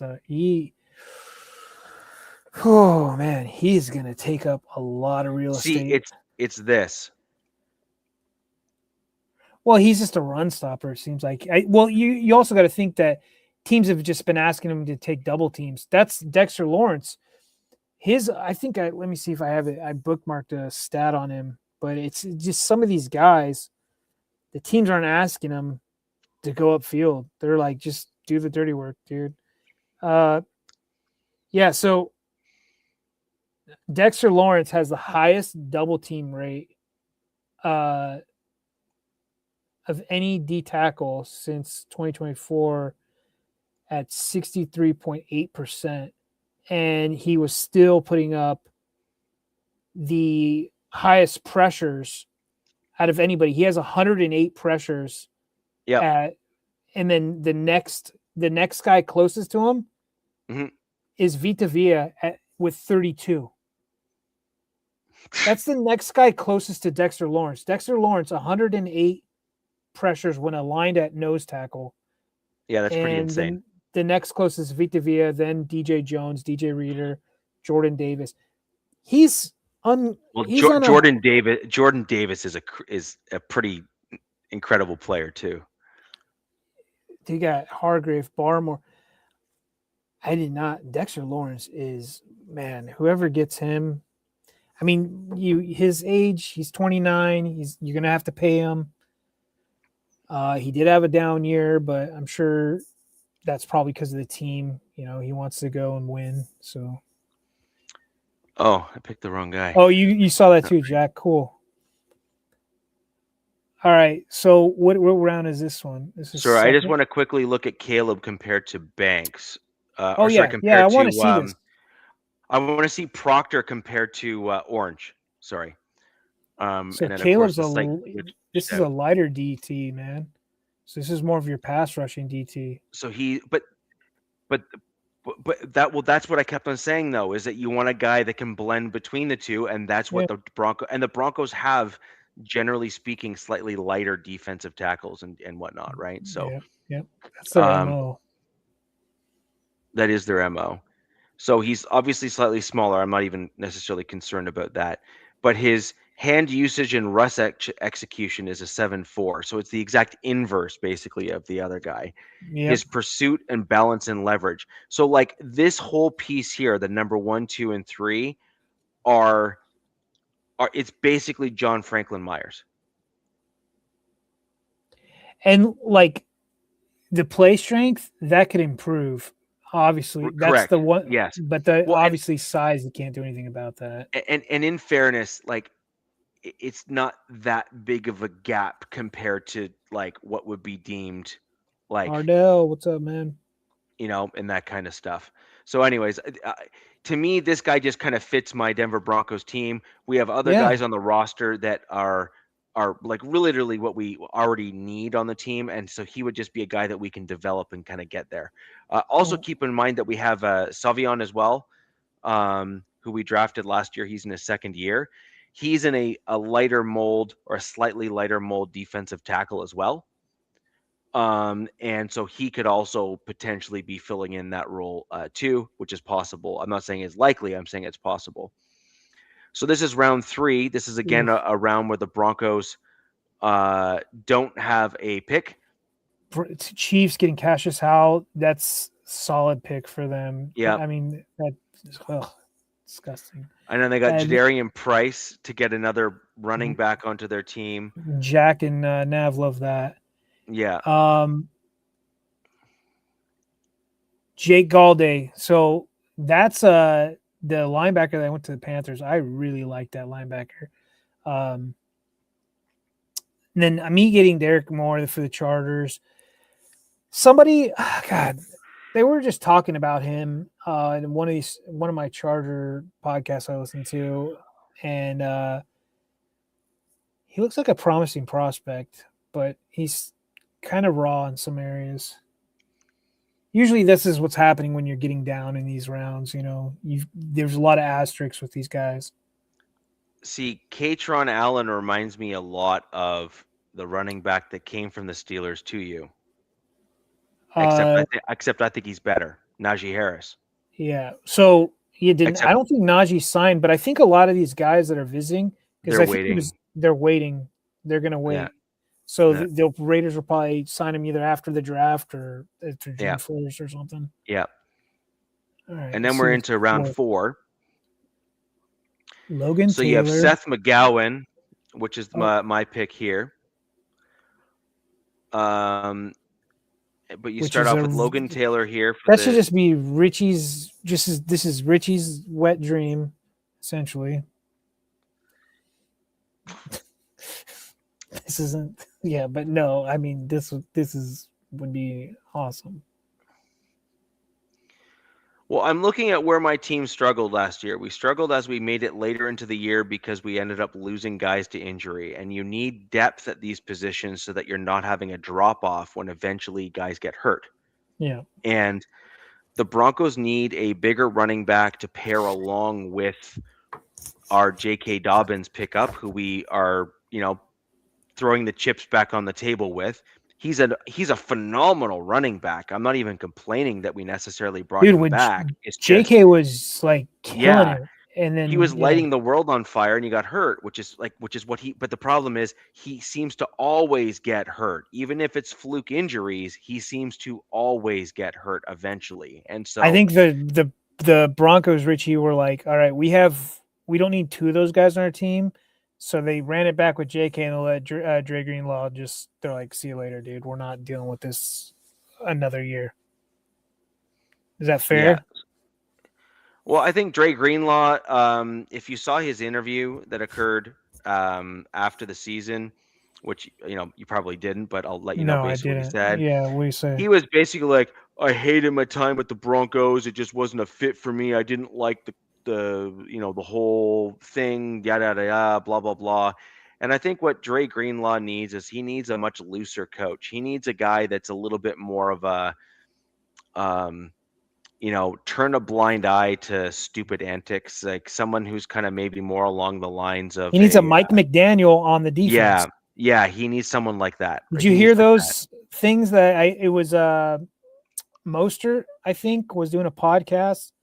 He was talking about Mike McDaniel that, like, I guess as a head coach, players didn't really respect him and were correct. Yeah, and like kind of just putting. I don't know if someone said they put hands on him. I don't know, but but they need a they need like some of these guys just want a friend rather than a mentor and a coach. Yeah, and I think that's unfortunate. I think Greenlaw showed some character challenges, if I like, not like in like the bad way, but just like flaws in terms of how he approaches the game. You would know. I have no clue what happened in Denver. I mean, he had that like aggressor in him, which I think is what you need for the linebacker position. But you also need a dude on your team to be disciplined. You need him to actually show some resolve on the field and kind of know when to go aggressive and then know when to, rein it back in, hold that aggression in, and then take it out on the opposing team on the next play, for example. Let's see Seth McGowan again, and then I want to see my boy. Seth McGowan. Oh my God! Look at this is another guy. Oh, go ahead. We'll look back at that afterwards. Yeah.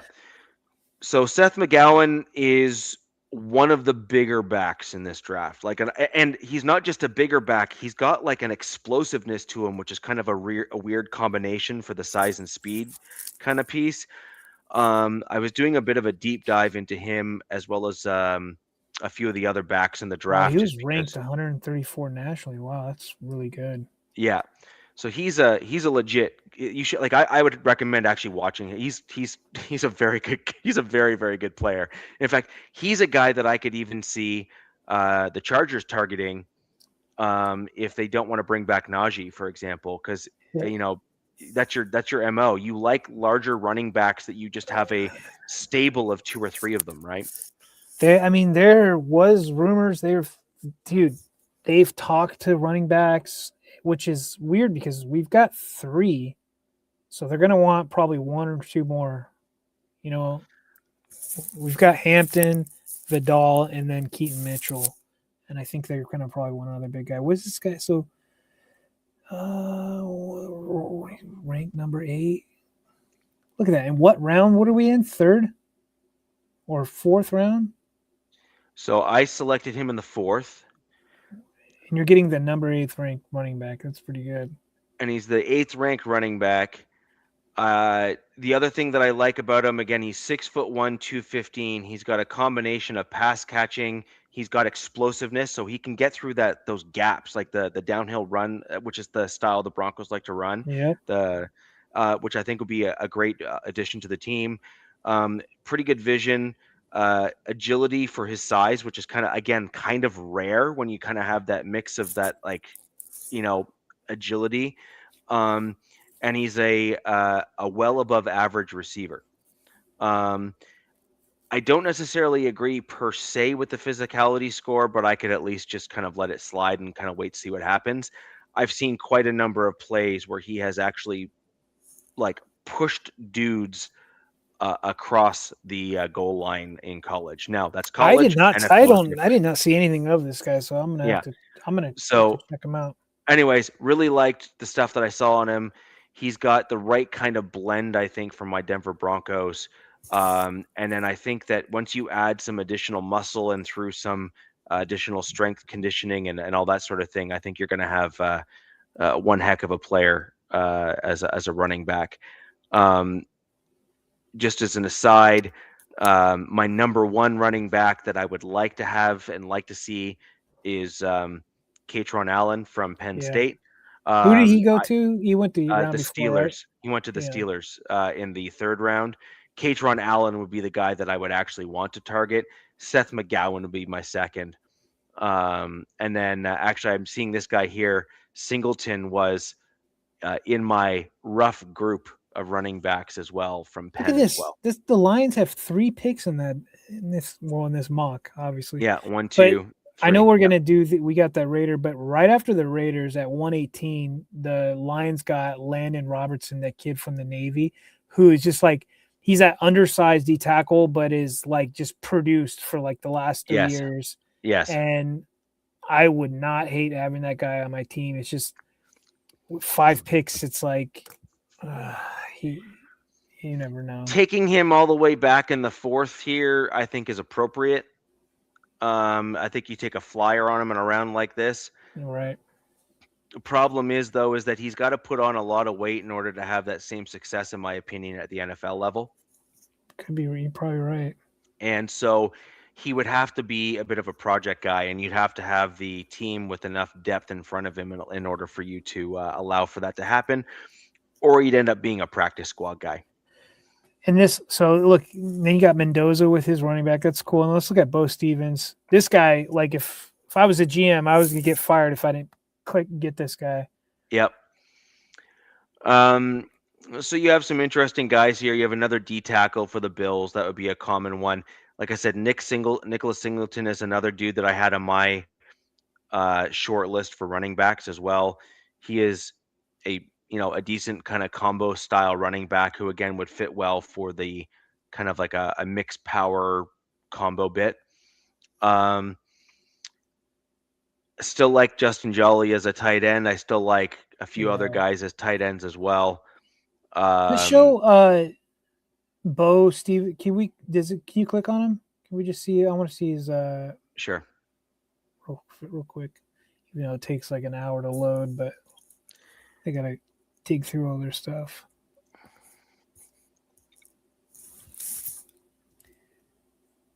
Okay. 6'5", 315. Solid, right? It's a prototypical size. Yeah, prototypical size. He'd be on the slightly lighter side on the guards coming out of college, so he'd be the guys that you'd look at as like a slightly lighter guard coming out of college. the guys that you'd look at as like the anchor power guys are normally in that 330, 350 kind of range, in that kind of ballpark. Let's see what he's got. Mobility, hand usage, balance, and leverage. So he's just kind of got, see, the size score and the core grip and strength. That's kind of where he's obviously lacking, and that's why he fell to where he was. But that makes some sense. Yeah. In terms of where you're at. In the web here, flexibility, which means he probably gets his pads nice and low, which is probably a good thing. Footwork. So you look at it right there. He projects usage. as an instant depth piece and future starter. So Yeah. that's kind of like, you're gonna have him compete in camp, and at very least he'll be a starter in 27. Yeah, I think that's a solid pickup for you there in that round. Then you got a few mixed bags. Some of these guys I know, some of them I don't. I know Raiders Jolly, getting Roush. See, look, the Dolphins took Roush over Jolly. I was saying Roush is like a low key guy that I think is going to really climb up some draft boards, and I could even see him if there's a rush on tight ends where like a bunch of those tight ends start falling. I could see him getting picked up even earlier than the 4th. And then last but not least, guys, we only did a 5-round mock here. So we didn't go any deeper than that into the draft. God, the Bills got Nadami Tucker. Damn it! So the reason I like that, he was with our DC Chris O'Leary at Western Michigan, and just like went bonkers. But he's an older prospect. Yeah. So let's see. You're probably the first pick in this draft. No, I'm right here. No, I meant like out of the division. But look at that. Look at freaking Tennessee. Got Logan Jones. Great. Yeah, that's a good pickup right there, Logan Jones. Dude, Jake Slaughter to the Bucks. So I think it's Slaughter that had the injury. So they're gonna he's probably gonna sit on their practice squad or backup this year, and then probably next year will be their starter. And then I could see him being a swing guard. Potentially, yeah. And then eventually I think he'll take over for their center there, who is a pretty elite level center, but he's getting older. So that makes a lot of sense. So I went with Caden Barnett. I know you guys didn't really know much about him, but his nickname, for those who are new and joining the show, his nickname is the Vanilla Gorilla. Great nickname. Which is, I mean, that's one hell of a nickname. He's 6'5", 320. Big boy. Projected as a guard from Wyoming, which is that prototypical kind of power style school. Plays at altitude, which is a good thing. So he's kind of used to, that kind of thinner air and whatnot. Yep.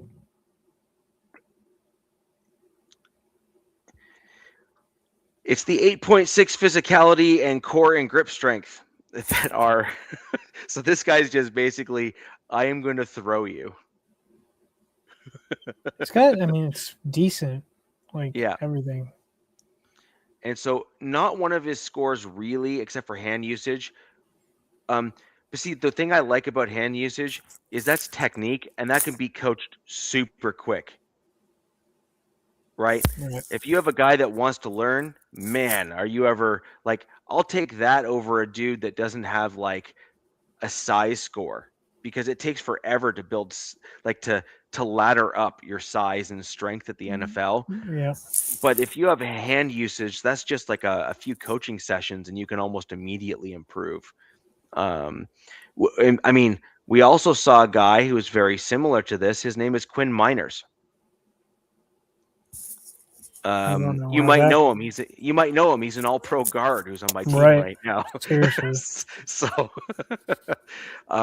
this guy reminds me a lot of him. And if you see when this guy plays, so you see his picture here, he wears black face paint that goes all the way from his chin wraps around his face, and then comes back down here. So all you see is this like big black band.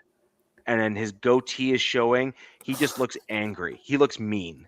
I gotta look this up. I gotta see if there's anything. Like he looks legit mean. Caden Barnett.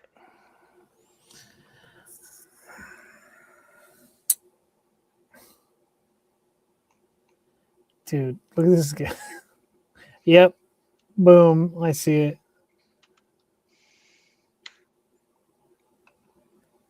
Dude, so he was actually, I don't know how long ago this was, but he was like 285 when he must have got to Wyoming.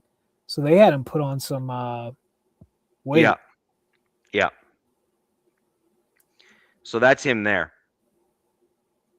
Dude, yeah, he wears that face black every game. Yeah, that's his deal. That's his jam.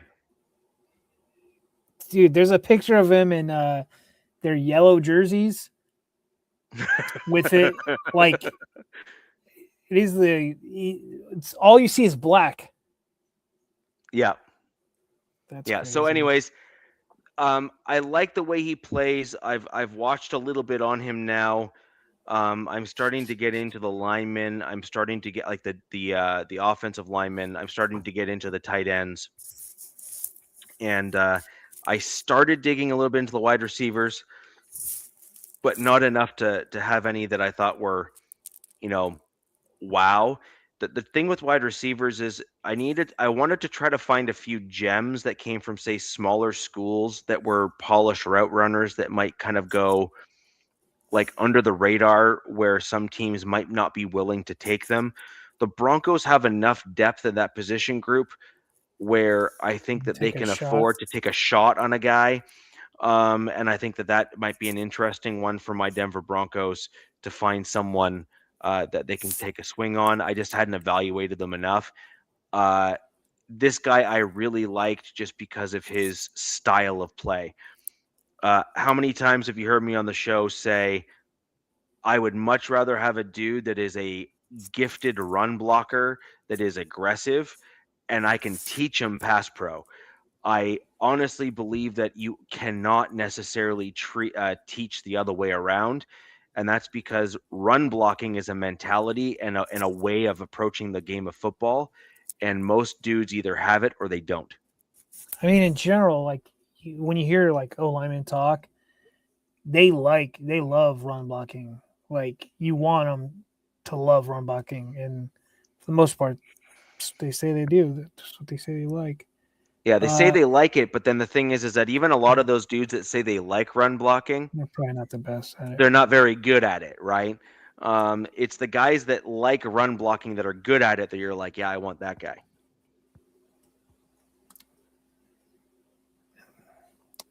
Looking at the Raiders pick, they got a nice guard there.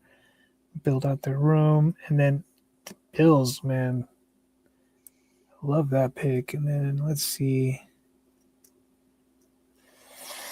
So this has got another tight end. This is the second tight end for the Chiefs in this mock draft. They've drafted another guy, and then they got a Draymond Capehart here at pick 169, the D tackle from Clemson. 3 picks in that round. Wow. Yeah, and then they got Cyrus Allen, wide receiver. The Chiefs have moved around a lot in this mock draft, which is making me think that they're very much trying to retool and reload in this draft, even though they probably are not going to do all that well overall as a team without Patrick Mahomes. And then I think what they're really looking to do is to get themselves like completely aligned, and then they're going to come back in 27, and I think they're going to be a force to be reckoned with. Possibility, yeah. Yeah. Yeah, man.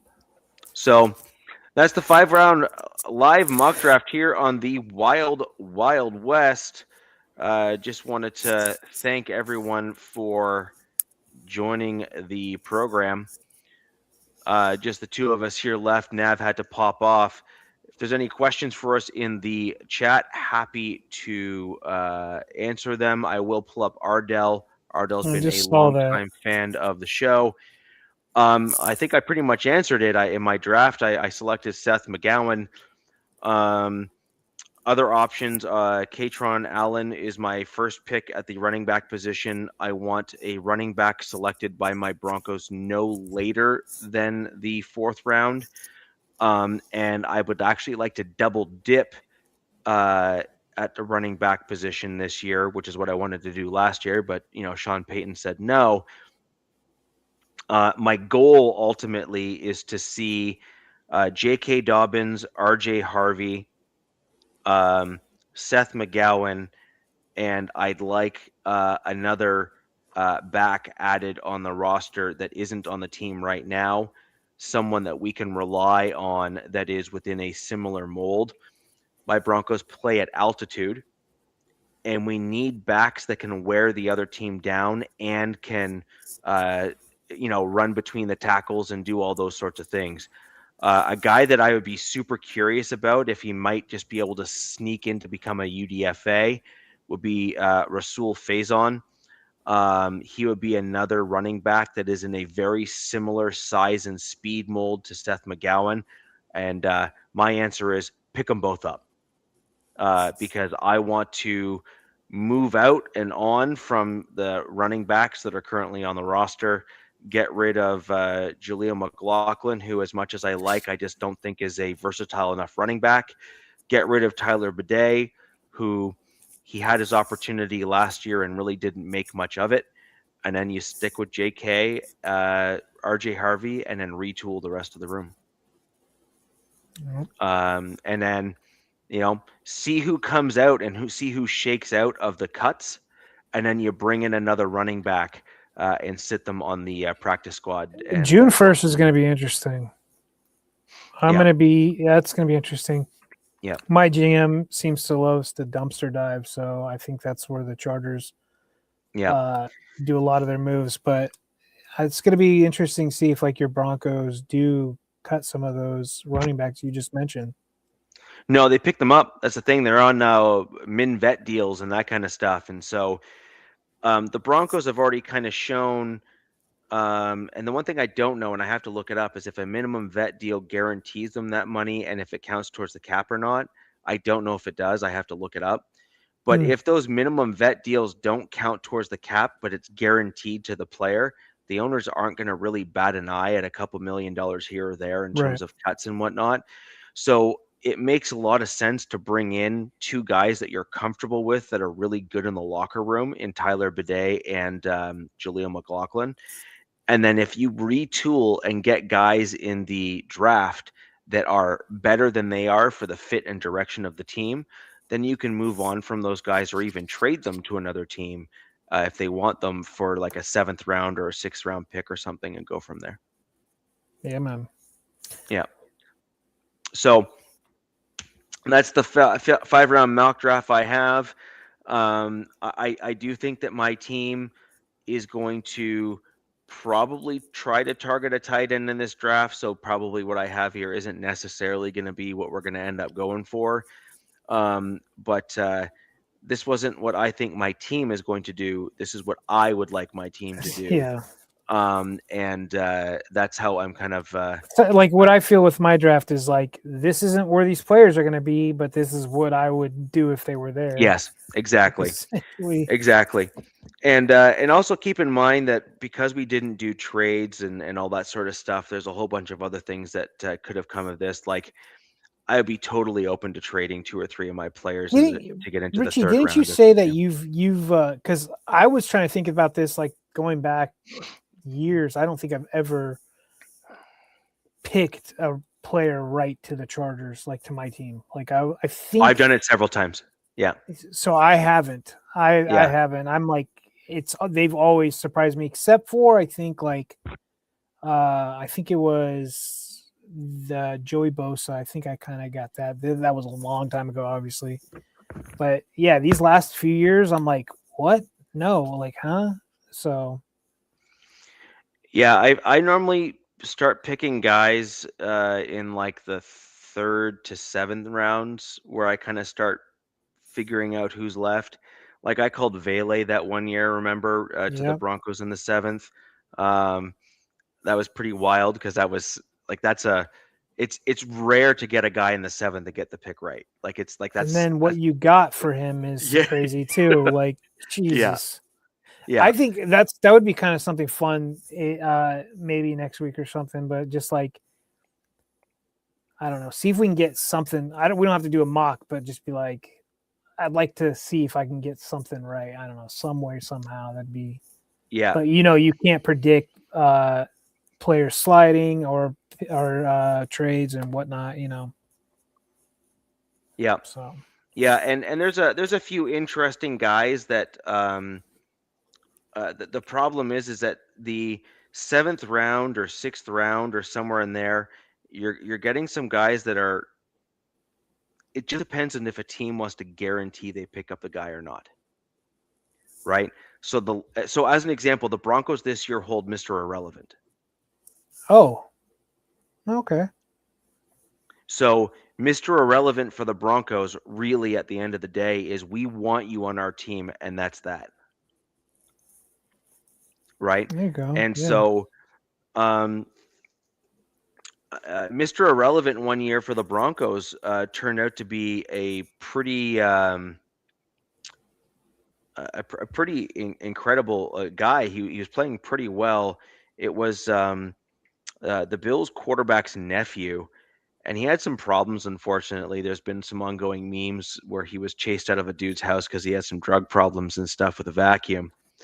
He was a quarterback. He basically broke in he was drunk or high or something.